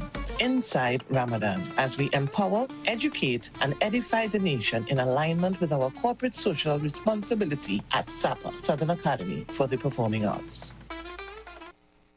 This meal tip is being brought to you by Royal Castle. Our culture, our taste. Lent is here, and the castle is making fasting easy and tasty. Come enjoy any of our 5 delicious fish options. All made with a fresh catch, seasoned local style, and cooked to golden perfection. Try the fish meal. 2 slices of fish with a side. The fish combo. 2 slices of fish, 1 side, and a drink. Maybe the fish sandwich combo of 1 sandwich, a side, and a drink. Want more fish? Well, the Royal Fish Meal is for you. Enjoy a slice of fish, a fish sandwich with a side and a drink. Or maybe you just want our famous fish sandwich. The delicious Lenten specials are hot and waiting for you at your nearest Royal Castle. Here's a tasty meal tip from Royal Castle. If you feel like having something different for lunch or dinner today, then we have fantastic fish meals too. Get the fish combo of 2 succulent pieces of fish, 1 side, and a 16-ounce soft drink. Or the fish sandwich combo of a tender, tasty sandwich, 1 side, and 16-ounce soft drink. The Castle uses the freshest fish with its famous, enticing local seasonings, all cooked to golden perfection. So try our fantastic fish meals today. Royal Castle, our culture, our taste. Lent is here, and the castle is making fasting easy and tasty. Come enjoy any of our 5 delicious fish options, all made with a fresh catch, seasoned local style, and cooked to golden perfection. Try the fish meal. 2 slices of fish with a side. The fish combo. 2 slices of fish, 1 side, and a drink. Maybe the fish sandwich combo of 1 sandwich, a side, and a drink. Want more fish? Well, the Royal Fish Meal is for you. Enjoy a slice of fish, a fish sandwich with a side and a drink. Or maybe you just want our famous fish sandwich. The delicious Lenten specials are hot and waiting for you at your nearest Royal Castle. That tip was brought to you by Royal Castle. Our culture, our taste. Wrap up your Thursday the right way. Twister Thursdays. 2 twisters for just $54.95. Loaded, saucy, finger licking good. 1 bite and you know it must be KFC. Order now. Follow KFC Trinidad and Tobago WhatsApp channel for all the deals. There's some advice when you hear it. You know one time is good advice. My granny tell me a hot cup of good and natural ginger tea first thing in the morning does wonders for the body. Good and natural ginger tea in its single-size packets is excellent for flavoring your cooking, salads and desserts. But what was news for me is when my granny say a hot cup of good and natural ginger tea helps with nasal congestion and colds, stomach problems, migraine headaches, and it's really good for arthritis in the body. Made from freshly crushed ginger root to get that strong ginger taste and aroma so soothing. Good and natural ginger tea available with or without sugar, so all you need is boiling water to get a cup going. As the old people say, don't take flambeau to see the night what you could see clear in the day. Good and natural ginger tea. Good advice to start your day right. Get ready, this is big. Our first annual epic fundraiser cruise. Sail in the sunset aboard the stunning embassy yacht at King's Wharf, San Fernando. Easter Sunday, 5th April 2026. Boarding 2:30 p.m. sharp. Sunset vibes, sweet music, pure liming on the water. Tickets only $250. All funds for a great cause. Together we change lives. Quick rule, no glass bottle, no big cooler. Casual dress, come as it comfy. Payments can be made by Monday, 30th of March 2026. Tickets still available. Call or WhatsApp 683-8569 or 716-4203 right now. Limited spots, don't sleep. Sail in the sunset, Easter Sunday, Embassy Yacht. Let's go. Hi there. I'm Lester Sublal, inviting you to join me on the 1st, 2nd, and 3rd Saturday, 8:30 p.m. to 11 p.m. for the program Slow Gospel Music, and on the 4th and 5th Saturday from 8:30 p.m. for an extended version of Slow Gospel Music on Street 91.9 FM. Is a whole lot of flavor wrapped up in a twist. Some of them try to rap, but they don't rap like this. With crispy KFC tenders and lettuce and carrots and shredded tortilla embedded, perfect wherever you headed. Dripping with that creamy mayo and that mambo sauce. Let me tell them one more time to get my point across. It's a craveable, crunchable, movable, functional, flavorful meal that your taste buds must endorse. KFC, crunch twist, crunch twist. None of them, they don't make them like this. Introducing KFC's Crunch Twist, a flavorful wrap with a delicious difference for just $29.95. KFC, it's finger licking good. Share the live. Share the live. The Street 919 FM on Facebook and Instagram. Share the live. Iowa George on Instagram. Share the live. Iowa TV and Street TV on YouTube. Share the live. The Street 919 FM. We're back on the other side of 6 o'clock. Waxing warm. Yeah. Numbers to call 342-0081 466-5391. Yes, call us and engage us. Call us and engage us. Well, we just talking systems, we talking belling the cat, we talking why it's necessary to bell the cat to get the system fixed. Caller, welcome. Hi, good afternoon, Sid Empire guys. How y'all going? Hey, long time I've heard from you, man. I say the same thing too, boy. How long we need that voice? Yes, guys, Mr. Matheson, hope all is well. And the other gentleman, you might be the main person that Mr. Matheson and the team was referring to. I heard you may have recently came back. Yeah. He was fantastic. He had absconded for a little while. Fantastic. Well, happy to hear you back with the team. I was actually able to listen to the program yesterday, and you quite out of sense. So, calling in to give you all that positive feedback as well. That you're doing a really, really great and essential work on the station. Really discussing, as the advertisement say, you're really discussing the issues, not shying away from any topic, engaging perspectives. I could go on, and I mean that sincerely. So, fantastic work, and I'll pass it back to you all, and I'll continue to listen for this evening.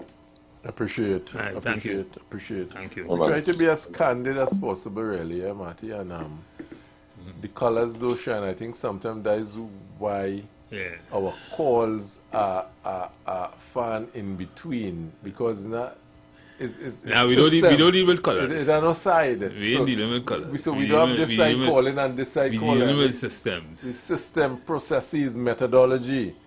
Strategic plan, strategic thinking. We're dealing with fixing Trinidad and Tobago. Nationalism. Process mapping. And if we do, and I was talking about store certification, I've been through 3 store certification processes. And you're store certifier? Well, I'll be an auditor of certifications and so forth. In my retirement, I was something to do, so I said I'm going to start auditing. So when you put on a system, I could audit your system and so forth. Just have some fun. So these systems. But the store going out and the kind of like. Yeah, when you say it is. Store. But you know, interestingly enough, NGC, TNTech, WASA, they don't have store, you know. I say I don't know any state agency. I do work for Petrotrain Paria. They're not store city. They don't require store city. It's only the BP, the Atlantic, and these foreign giants Sunday that require store. And basically, what they were saying is that, look, we want everybody to fall under one standard rubric of HSC when you had to work with us. So we create store. What happened with store was the price. And it made it onerous on some small companies to be able to do business with you. And exactly. that to me was... That's the mischief. But store, that 153 element of store was so critical for you streamlining your organization. It was critical.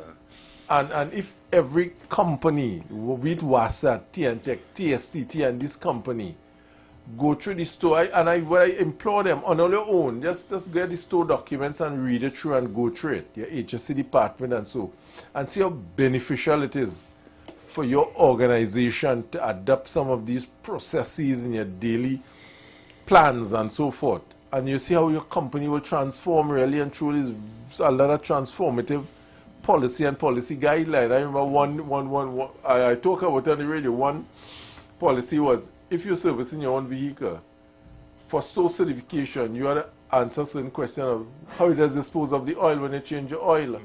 And the company that come in to take the oil, are they certified? What method are they using to dispose of? So you still have a responsibility. Although the oil leave your compound and so forth. It talk about having every position in your organization must have a risk evaluation. Right? Must have a job description. Must have a process on how to do what you do. So when I have somebody go to work, and it helps to a large extent in bringing to life a business continuity plan for your company now, you know. That anybody now could walk in and operationalize the organization if have the executive for long tomorrow. So it was... And that's probably what Iran did before this war.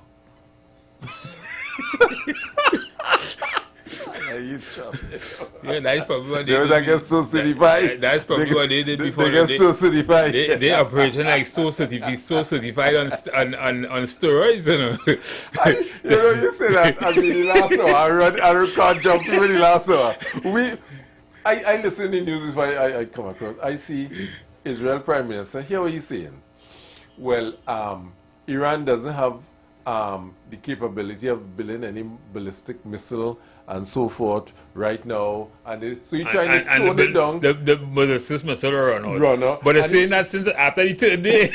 And he's trying to tone it down to say, well, we could stop the war now. But he only saying that because licks in the tail now, you know, the table turn, you know, so you want to stop the war now because the table turn. Well, the thing is, what's happening? Iran Iran fighting an asymmetric war. And they are creating so much problems for their other friends in the Gulf. And the eyes now open to the risk that this thing continues. That oil might go up to 150 a barrel, probably by next week. We talk about them fellas who in winter time, right? What going on with them? So it's either you understand, because nobody knows how long Iran could go on with this again. The people talking, they're speculating. But Iran have underground cities. They talk about that today. We don't know what they have underground. They are underground cities that you can't touch. They didn't talk about it. So if they have underground cities that they can't touch, that thing's going on normal along there. you thinking you could end this just so. You can't. So America now decide to send 20,000, trying to looking to send boots on the ground. And Iran say, okay, we waiting, come. But people don't know where you're going. The warn you before you start the war, you didn't take the advice, you underestimate them, and now they're saying, come. Okay, well, go. We'll see how it might end well. You might be going back for 20 body bags. There's this thing they keep prompting the people to protest. So they're trying to get the people in Iran to join with Israel and America. But that protest, that January-February protest, that caused the whole thing, really and truly, that was something that was manufactured by Mossad and CIA. Right?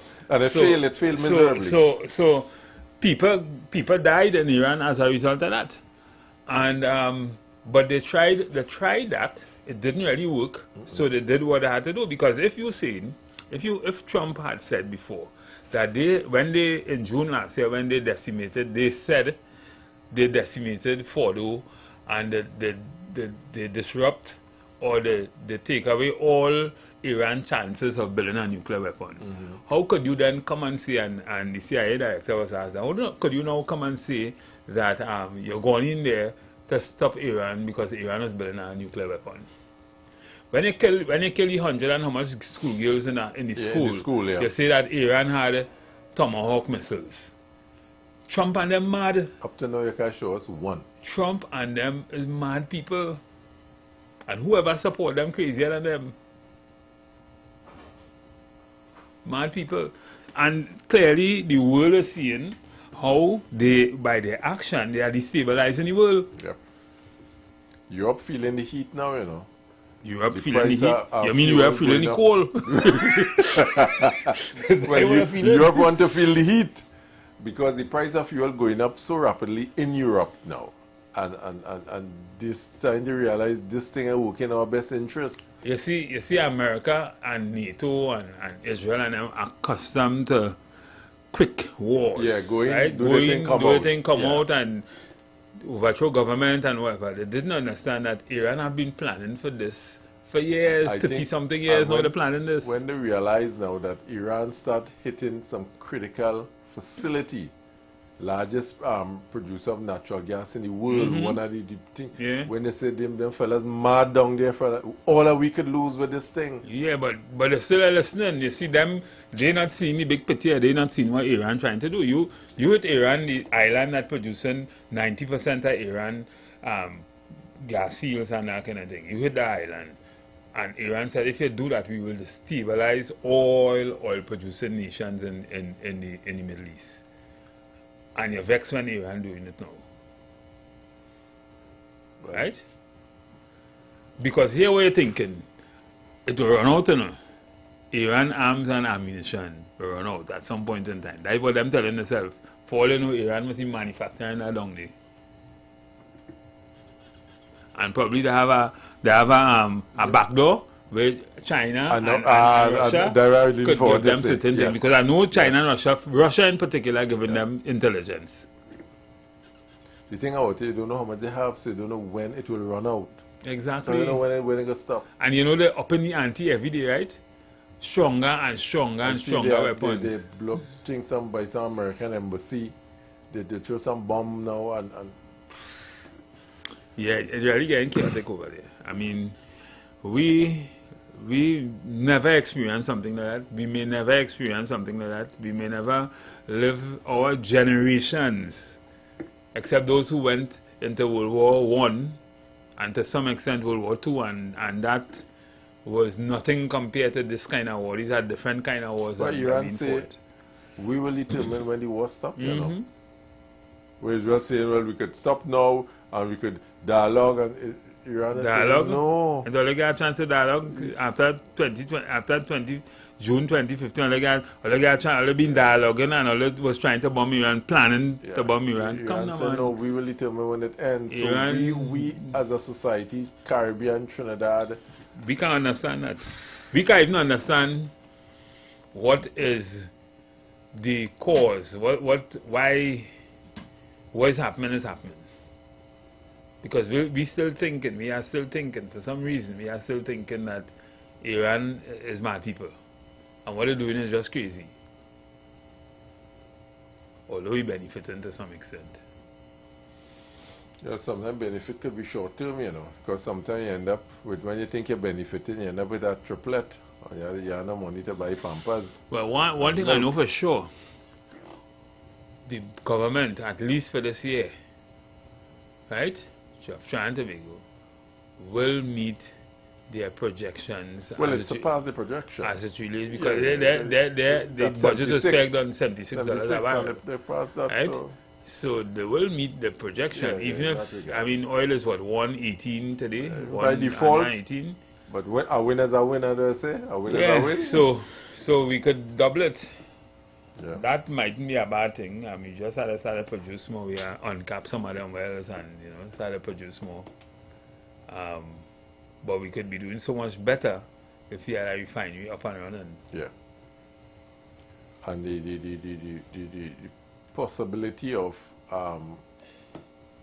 our fuel price going up in terms of our purchasing of fuel, because I know if we buying on the futures market or what, but... Well, I hear nobody say nothing about shortage in gas and things as yet. No, well, you see all the refineries. You have Statsoli in Suriname, you have Ecopetrol in Colombia, you have a lot of refineries still running on this side of the globe. So we selling oil to them then? Or?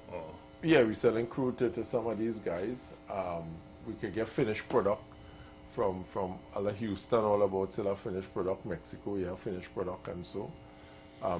China normally will take crude from Nigeria. China have a few oil refineries. Yeah, no. So they buy crude and they do finished product and resell.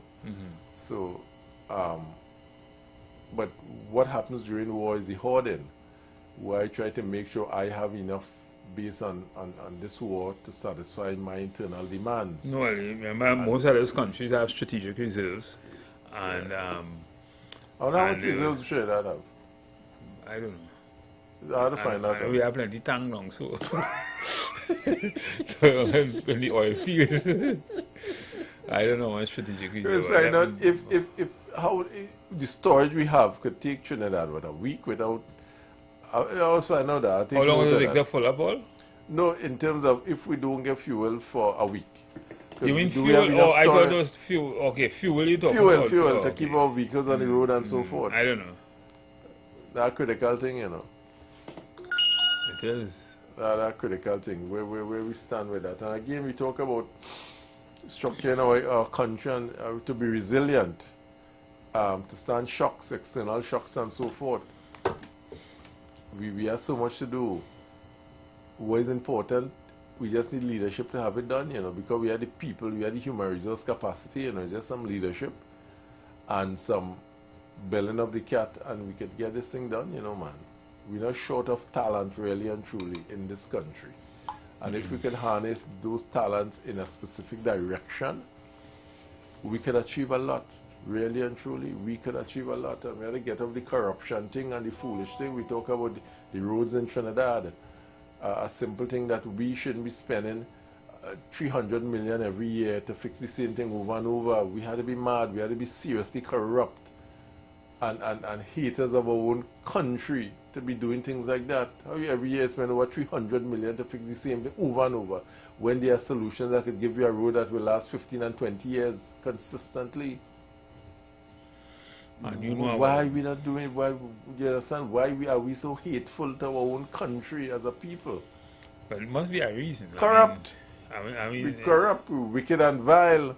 So they corrupt, so they vile. We vile, we wicked. That we're doing these things ad nauseum because we're just thinking about ourselves. I will make more money.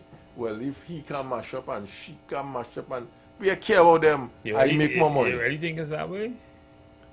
Well, we could do better. We're not doing better. We know we could do better. We know that. We know we could do better. But we're not doing better. Deliberately not doing better. It's not that we don't know. Now the science isn't there. The world over. I see they build some bridges away in other countries. 2 months. Span a road. Pave. Ba ba ba ba ba. This old technology, well, now these people doing that, you know. My opinion is that... And you are telling me, we can say, go and, okay, let me see what he's doing. Let me go and send 2 engineers up there and copy. I just say no, it for no, simplicity. But my opinion, I mean, this is just my opinion, I don't know. But I feel that, you know, I love the Chinese. Because I look at them, I see what they're doing all over the world in Africa, I see what they're doing in right here in Latin Jamaica America and so forth, Jamaica and that so kind of yes, thing. yes. And they're using the same thing to some extent we using, right? They're building really, they're doing they're not really, from really Mars. Good, really good work, and they're doing it fast. They're not from Mars. And I'm sure they're doing it at probably less than half of what it's costing us to do. I'm almost sure of that. Why don't we, this is always my thesis, why don't we just let them come and teach? Not teach us. Guide. No, just build, teach us. and we learn just from build them. It. All of that. Just come and do it. We need it, right? Build it, own it, run it, make your money from it, and then give us it back for $1 30 years from now. Eh? Why can't do that? That could happen. They're willing to do that. No, we have that policy for that, you know, where you finance, build, manage, and then transfer. For some reason, our roads really and truly, the question is, do we want it fixed? Because all the roads where you having challenges fixing it, let them fix it, make it a toll road. But not in communities, but in major roads like highways and road to wherever. Make it a toll road and make your money on it. The road from Manzanella Beach Facility to Mayaro. Really? Really? 6 years? No, but that road, you can't make that a toll road in my opinion. No, not toll road. What I'm saying, we can't fix that as a flat road. Well, yeah. We can't pave it properly going after 6 years? It still has some steel and some steel sticking up in the middle of the road all about it. Serious? We corrupt as a people, and I'm wondering if we have to, the politician had to protect the people from the state, because the state in Trinidad had gone mad. After going back, listening to it, and when you go and look good. No, you might be saying it gone mad. I wouldn't say that, right? I want to play devil's advocate. I wouldn't say that. Here I will say. Yeah. I will say that we haven't, we still operating in that bureaucratic state that we being able to remove all the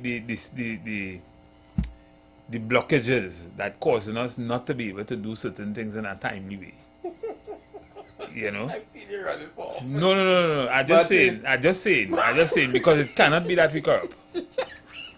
It cannot be. I go know. It cannot be. No, it cannot be. It cannot be. It had to be that. It had to be some kind of bureaucracy. Okay, stop. I want you to go on the Parliament channel and pull along this joint select committee with Jack Davison chairing with the pharmaceutical industry. I hear it. I see it. Up to today I was watching it. Up to today I was watching it. Are you still saying the same thing? No. I'm saying. You see, you have plenty of people that be posturing and, you know, saying they thinking they're responsible for things when they're not responsible, giving orders to do certain things that they can't give orders to and all that kind of thing. But that's the bureaucracy I'm talking about. We really need to understand ourselves, understand our system, and if you're able to do that and you're able to get around it, you can fix it. But it's not bureaucracy that's stopping us from being efficient. I will go back. Is it that we probably do our money? We probably do our money with something. What's the problem? If you want it done, you could. We have Matheson. You remember? Yeah, we were local government. The year we gave out 332 contracts throughout Trinidad. We had it. We call it by I forget. We had a name for the program, special projects or something like that. We are doing. We sit down. We all of us sit down. 332 contracts out Trinidad, had in Tobago, I can't remember if had in Tobago. All was completed, Matheson, on time, within budget. All contractors was paid. How you and me and the other fellas can do that? Well, we were private sector thinking people in our government environment. I just see it. Yes, I laugh. I just see it. I try to be serious. I just see it. We did that. We built from basketball court to drain, retaining wall. We did all of that in 1 year, Matty. Within budget. We finished on time. We paid everybody, Matty. The same public service. We did that through a ministry. This was a special company. We did all of that. No hiccups, no bacchanal. You hear nothing but smooth. So what's up the same system from doing that years after we left? What's up that? Well, I'm not in the system. I don't know. I'm not in it. We went away from it. You went in a private sector law thing. I was out of the country for a while, so I don't know. What I'm saying, brother, is that the system allows for what has happened now to happen. To continue happening. There hasn't been any major significant changes since then. Take the call. No. Welcome. Hi, good day, guys. Just want to jump back in very briefly. Welcome. You guys absolutely correct with the topic of corruption. Until that topic is truly and completely resolved, we unfortunately would be stuck in a cycle of mediocrity, you know, let's call it as it is. You gentlemen absolutely correct that we have talented human beings. Very briefly, I think the young girl who performed on stage with Marsha Montano, and she's an author for this carnival season. Yeah. And I think she's about 6 or 7 years of age. She already have a book that she published. I mean, obviously, she may have gotten some help to write the book. And we could go on and on with the talent. So it's really just that issue of corruption that has been plaguing our society, our economy. And it is heartbreaking as a close, but that is the issue we need to keep the spotlight on and keep addressing. Thank you so much. And I mean, the topic that even crossed my mind, I think we have youths who would study physics, and you gentlemen may know better than me. At one point in time, I heard we used to produce vehicles in Trinidad. Yes, I believe, as you were saying, Mr. Matheson, with hiring Chinese professionals in another topic you're touching on. I'm sure that, you know, persons coming out of university with mechanical engineering, etc., if we get the technical knowledge and the teachings as to how to actually make hybrid vehicles, because, you know, the trend is which university is hybrid. Which university are you talking about? One in Singapore or China or something? Not Trinidad. Well, those who coming out of the tertiary, whether it's UE or even regionally. That is paper mill. Trinidad is a degree mill, brother. A paper mill, yeah. We produce degrees. We don't produce thinking. No critical thinking. Produce thinking. I mean, you're quite right. You had to go Harvard or Yale or MIC or China or Russia or somewhere like that. Yeah, you're quite right. But you're absolutely right as a close. that we have the talent. The hindrance is just the corruption. So great topic. I continue to listen. Yeah. They also spoke in a public accounts committee. VEMCOT came up, and if you kind of listen to these things, try to figure out, well, we these mad people, they put a run these things or something like that, or they don't know better. But you asking the question and you answering it. Yes. No, I talking to the public, you know. I see it all the time. I'm in a place right now. I see any kind of management is there, and I asking myself, what are you doing here, boy? What are you doing here? It's mad people. And this is what I'm saying. Just to answer the caller question just now, when you talk about people coming out of university, our university is degree mills here, boy. People, everybody want paper, everybody want a certificate. You have a certificate. You ain't thinking, you can't think past your degree, that piece of paper. Yeah. You forget everything you learn in university, and you have me able to put it in any kind of practical, methodology to implement anything, or to fix anything, or to change anything, or to bring any kind of dynamic change to Trinidad and Tobago. All them institutions outside, if you check, is degrees like rain, you know. Boy. Degrees like rain. Like rain. Wassa, all like of them rain. degrees like, oh, Go and check them. All of them are degree. And is the all most kind of degree. inefficient, inefficient run organization. You're trying to figure out where they come from.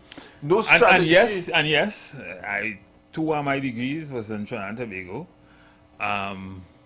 I am one of them, but I also went out there and I understand what's going on out there too.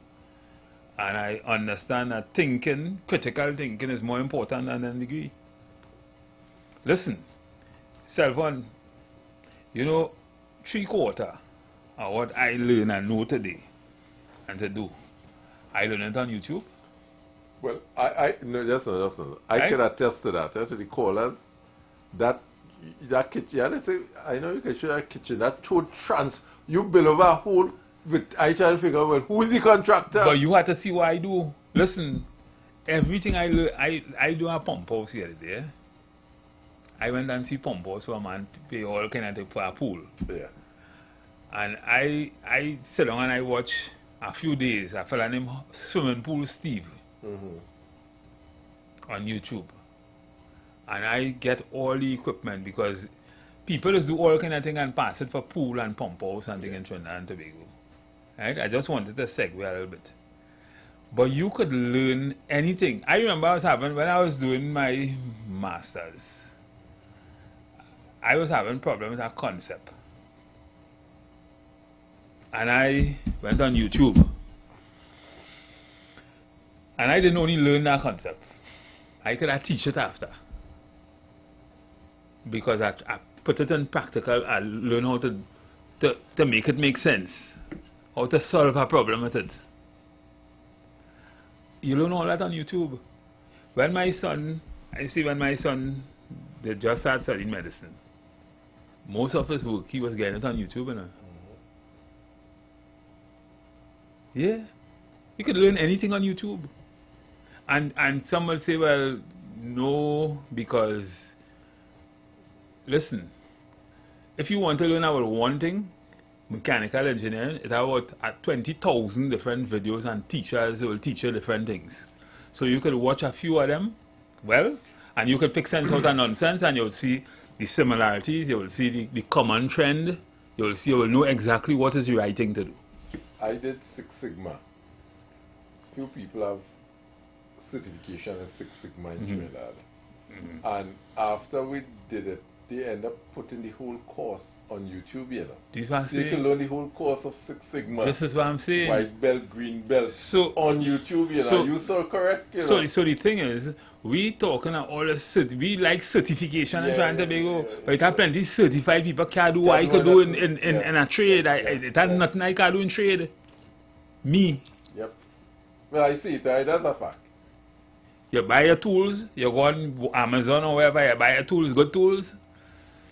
And any kind of trade you want to learn to do, you Google it on YouTube. And you learn to do it. Let me tell you how you're correct.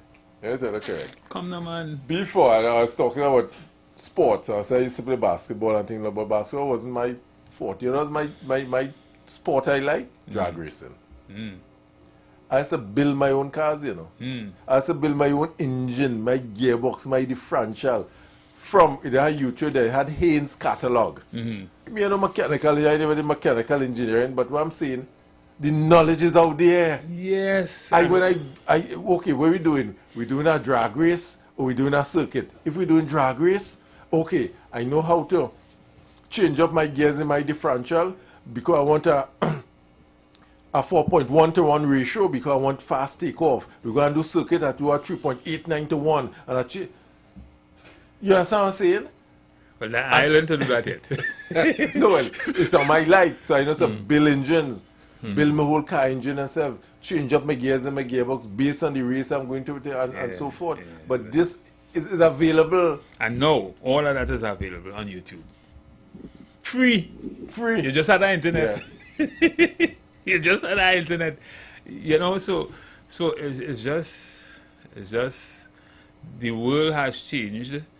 It has made everything, almost everything, simplified, different ways you can learn it.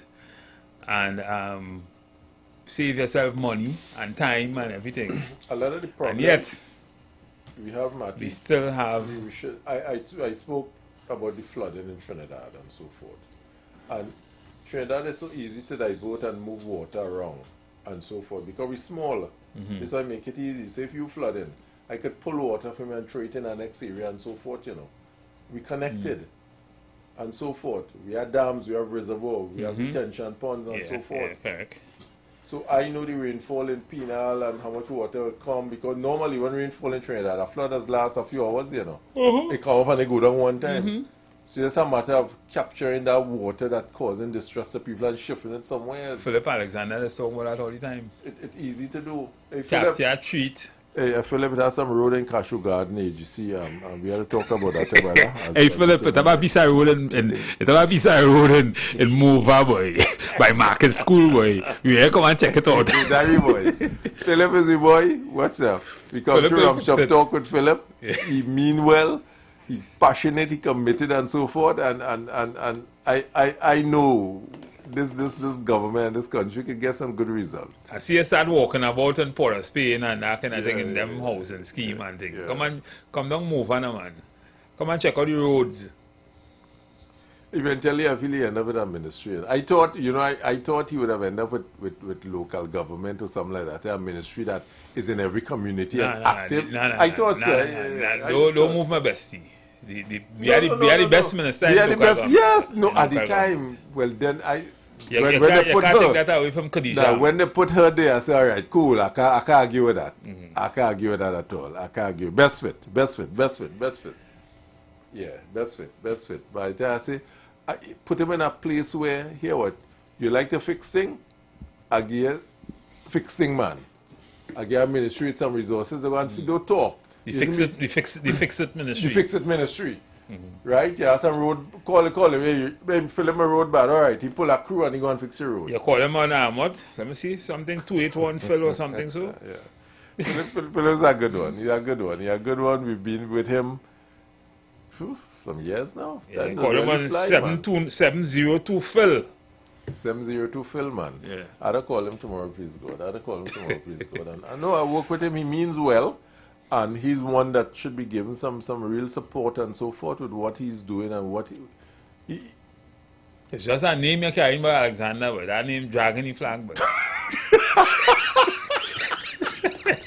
you're getting like Rolex, you know. You're supposed to be the level-headed one. What you doing? Alexander thing, boy. Yeah, changing him to Philip Aboud. Oh, lucky or some kind of thing like that. I'll call him up and tell him. We'll call him up and tell him. Yeah. Hey, Philip, because you know sometimes when they say Alexander, they say which one? Which one, boy? Yeah, most of you, which one you talking about, boy? They should have Philip. You know, they should have Philip where the other where Alexander is. Oh, and no, Alexander Where's the commissioner, the minister, where's the first name? Roger is the first. God, boy, don't call him my name now. And I Minister of National Security? Name. Yeah? I think I like to believe deep down inside that they mean well. But are you a partner? No, I never met Roger and I never spoke to him. When you used to be in Surat Singh, Roger didn't used to be there? He used to pass through, but I mean, he passed through a few times. He came in the constituency office and so, but we never drink a soft drink together or nothing like that. I doubt if he see me, he could. All that time you was a sergeant? Yeah. You say, well, I'm sergeant. Just move up just so. Yeah. But I think deep down inside, I think a lot of people mean well, you know. Sometimes somewhere along the line, you just get distracted from your true calling. A lot of people go in to do a good job. I doubt most people take office because I had mischievous intent. I hope so. And somewhere along the line. If you're mischievous, but let me tell you something about power. I remember, let me tell you a funny thing about power. A lot of them I see it, you know. The normal fellas outside, they normal, eh? And one minister, former minister was telling me about it from Barbados, Don Blackman. Don, pastor now, good friend of mine, good mentor of mine. He said, let me tell you something about power, Mitch. He said, when a man gets appointed a minister, all the time you're a normal fella up and down the road with me, when you get appointment and you sign that, he say, adrenaline rush just take place. Like you take some 10 tablets one time. Yeah, get up, you feel like Hulk. You feel like blacks. You see, you had to go and sit down, you just can't walk, you know, you just had to drift and all kind of, he says that rush just go, and a lot of people get power of authority and don't know how to manage authority and how to control that power that is given to them, you know. No, listen, they get carried away. Let me tell you something. I wouldn't knock. I see very good people who, my friends who ended up ministers and that kind of thing. And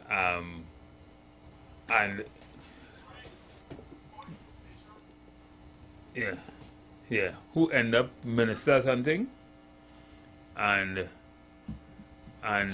they change. Yeah. And sometimes, so I wouldn't knock them because you don't know what is their experience. Remember, they are not operating for themselves like how they was operating, like how you operating right now, and you thinking for yourself. You're still at that level of thinking, but you now you're operating with a team, and that team have a leader. And apart from that, you're operating in a bigger dynamic, which is a country. So you have to look at the betterment of the majority, right? The good of the majority. So and then you're operating that system also, which doesn't allow you to do some of the things that you know is the right thing to do. And which is why we talk about belling the cat here. Right, so you can't beat up on a minister. You see that you know that man is a good man. You know Steve Matheson is a real strategic thinker. And now you reach inside and here doing what you know he could do. It's not so much that. You know. We know. You can't come out. You can't jump out and do. No. I'm not talking about that. You know, because you're there to really follow the vision of the Prime Minister, who sets the tone for everybody to do work. I'm talking about the... And then she's looking at the greater good. Yeah, of course. No, right? I'm talking about you, the character. Sunday I call Matty, he calling me forward, but then I see Matty like me down the road. You ever do the thing? You ever do something? And you know what reason I like to answer my phone, Matty? Kind of embarrassing, you know. I want calling you, so you watch over and put you down, but the time you by the corner watching you, so, you know. Yeah, but sometimes you can't answer him. Sometimes you're doing something in a trend that thought in something. I mean, not everything you can answer. I know. When I call my friends who in government right now and their answer, it doesn't get vexed. No, not the other answer immediately, you know. But 3 days can go on, yes, and no back at WhatsApp, but if I ask you something, boy. Nobody is so busy, but I was in government. I had a senior leadership position, as you know. I was answer my phone. I was return my calls. Return my WhatsApp. But what has happened, a lot of people feel We call him about like he was something by me answering he, nah? No. I feel it was something, you know. When you call like he was something boy. Some of them have the attitude and ego about them. It's an ego, attitude change. Not because you have a job, your attitude must change. I know you to be a humble man. Hey, how you going down the road and so forth. Why? Because you get a position, suddenly you want to pull your door no more. The driver to open your door for you to jump in the car now. Where your hand, your finger break. So you see attitude change and behavior change and aloofness in people and so forth. Suddenly, like they're rich, they're big. You see that behavior change. Now I'm saying, yeah, it's a job you have. And the job will entail to follow certain policies and so forth. And you can't do your job, it's a job. But some of them just feel, I always say it, you know, they get anointed and not appointed. And I will just get carried away with it. You were appointed, not anointed. 5 years, you will come back knocking on my door and say, oh God, vote for me now, boy, oh God, boy, oh God, boy. Humble yourself. Just do your work. Do your work. Do like Philip. Go down here, do your work. Hey, what's going on, man? Do your work. Yeah, Philip, this man real big in your boy. He enlightening it to Jack Warner. You know any constituency when you could have gone and see Jack Warner? If you're from my arrow. Eddie had to. Eddie had okay. Okay. Eddie Hart was that kind of man. Was that kind of fella too? Yeah, I see Eddie Hart. I didn't get to go to Eddie Hart funeral. But some fella just remain normal. I would have to say that Eddie Hart was probably the single politician that was responsible for part of my success. Yeah. Hats off to Eddie Hart, man. Because that fella was a guy. I remember I going and sit down and listen to that man.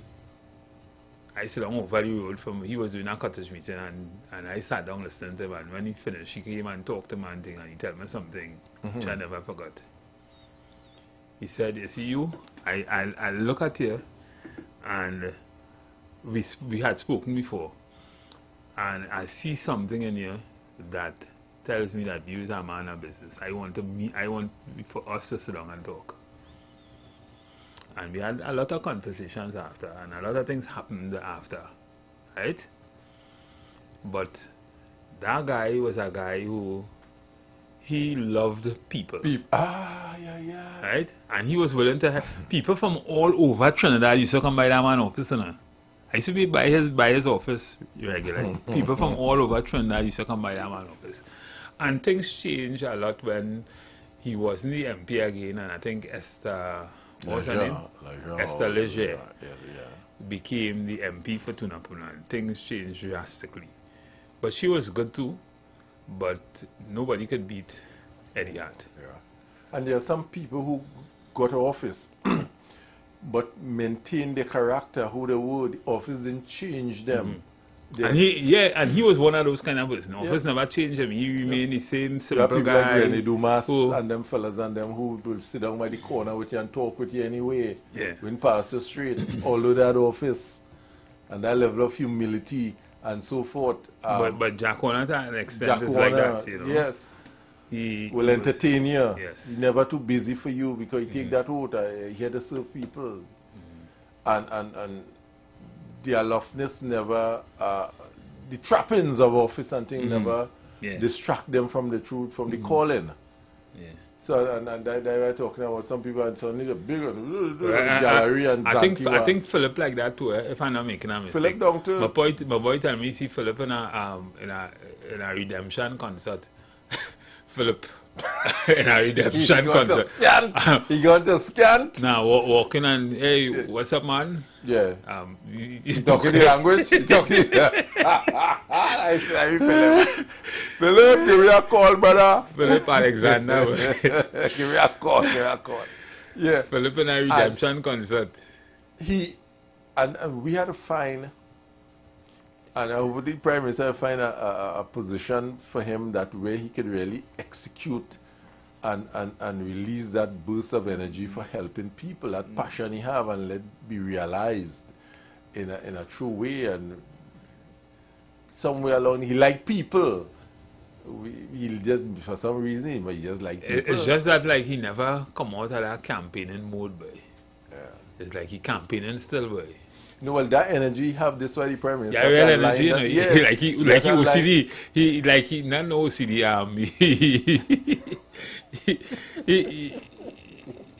He different, boy. I like his energy. I like his, and I will give him. You see, a ministry that have institution that could implement. Self-help is under which ministry? Self-help. Nah, that's not that ministry, I think. Self-help was under community development. Did we still have community development? Neither. That could, in every constituency, it will help because self-help have a budget for implementation of be it contracts, be it giving material to communities to fix issues like how you all have the issue in over there. Self-help fall inside of that rubric to say, all right, we could get a contractor to fix it, or we could provide the pitch and so forth. Put Philip in charge of that ministry that have agencies with resources to implement at short notice and so forth. That we had for Philip. So when he go and he see the house and you know that thing I like our URP. You know, well, it was URP. And we go back. You talk to him, boy, today, what you say about URP? I didn't talk to him much about that and so forth. URP, when we came up with providing for the family, you know, we came up with that under our watch, right? Building communities, providing for the family. And the signs came up because we wanted people to know what we were doing. We didn't want to hide the success, right? And the acronym for URP was really the Unemployment Relief Program, you know. Useful, relevant, and productive. That was our acronym for it because here we're going on. See how Philip went Duncan Street and see them thing? We in URP. Philip had a call, hey Mitch, hear what? Them people are something they how we could do. And by next day, a crew engineer day measuring. And we fixing it, you know. That's how we used to operate. Go back to your notes, Matty. Immediate satisfaction, you know. It had no bureaucracy and all kind of thing, you know. We just say, get it done, just get it done. And no politician anyway, no minister. We just know the mandate we have was to help. Building communities, providing for people. That is what we created for Europe. And no cabinet did that, no minister. We, as managers, did that inside here. So Philip go on and grass thing and so I think he make a call, we send down the road and so we just arrange with something with our material in Europe. We call self-help, you know. Waldron Ellie Louisa was in self-help at the time. Ellie Louisa here, we need some gravel. Because we have a thing down the road and we short our gravel, self-help to send some gravel for the work crew. But our objective was to get it done, boy. We get it done. We, every year, when we apply for funding, go back, every constituency that URP was in charge of had to send pictures of what they accomplished for the cabinet, you know. And it's a play thing, you know. I think we were the only agency assistant administrative report to the cabinet to show what we have done, what we have accomplished. Not only in words, you know, by pictures also. Everybody had a little dossier of pictures from Lavantel, from Digo Martin, had a pictures, all the work that you've done. And so forth. And you know something, Matty? Everything was always done within budget. But how that fall apart, man? We left, I don't know. I don't know. You left, I left, all of it left the thing. But we need to justify our existence. Justify it. Tanti come and oh God, the road thing, the road falling down and then we send a crew tomorrow. We mobilize and we get it done.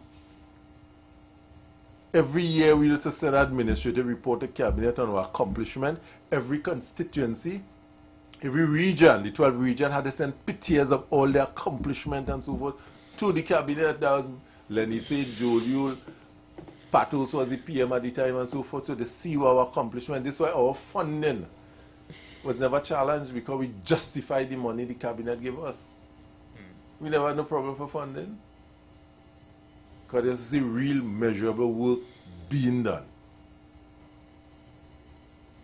Something went wrong after. Something went wrong. We were passionate. You was private sector, I was private. We come from private sector and we behave like we in the private sector while we were in office.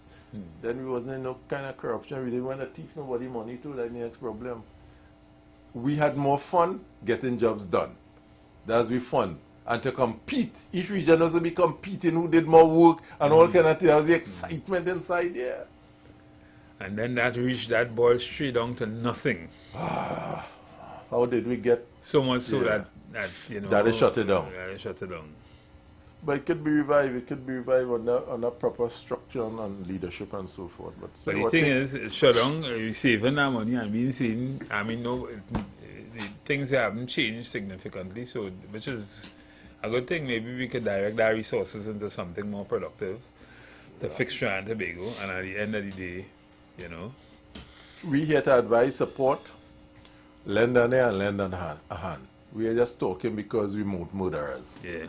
And you know, as we say all the time, you know, you listen to us. This is more a show about getting the job done than a political show. It's a cricket show also. So if you're hearing us, you're listening to us, you find me making sense, share the live. Right? On evening, share the live. So more people will get some kind of edification from what we're talking about on evenings. Yeah. We are now heading to a kind of long weekend. We wouldn't be on until to the Muslim community. Let me wish them I don't know, say happy Eid Mubarak, right? And until Monday. Tune in to the Street 919 FM for Gospel in the Bone Ministry every Sunday from 7:05 a.m. to 8:55 a.m. For the program, God's Last Warning Message. Hosea chapter 4 says, "Hear the word of the Lord, ye children of Israel. For the Lord hath a controversy with the inhabitants of the land, because there is no truth, nor mercy, nor knowledge of God in the land. By swearing and lying and killing and stealing and committing adultery, they break out, and blood toucheth blood." Remember, every Sunday from 7:05 a.m. to 8:55 a.m. for the program God's Last Warning Message with Gospel in the Bones Ministry, right here on the Street 919 FM.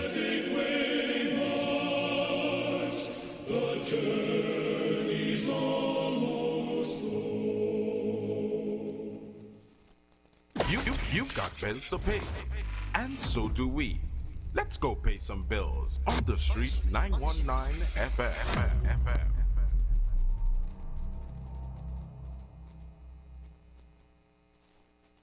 You want to find something great to do with your Tuesday nights? You want to learn and understand the true reason for Jesus? Then join us every Tuesday night from 8 to 9 p.m. for the program, This Same Jesus. This Same Jesus, the program that puts Jesus in his rightful place in our hearts and in our homes. Let's bring church home to you. Join us every Tuesday nights from 8 to 9 p.m. with your hosts, Kempes and Kevin. Be inspired, be blessed right here on the Street 91.9 FM.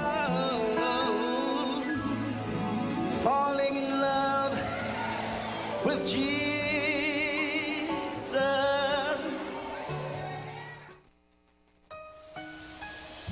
This is the voice of Tuesday Seventh-day Adventist. We are preaching Emergency Alert broadcast, which is from the Tuesday Seventh-day Adventist Church.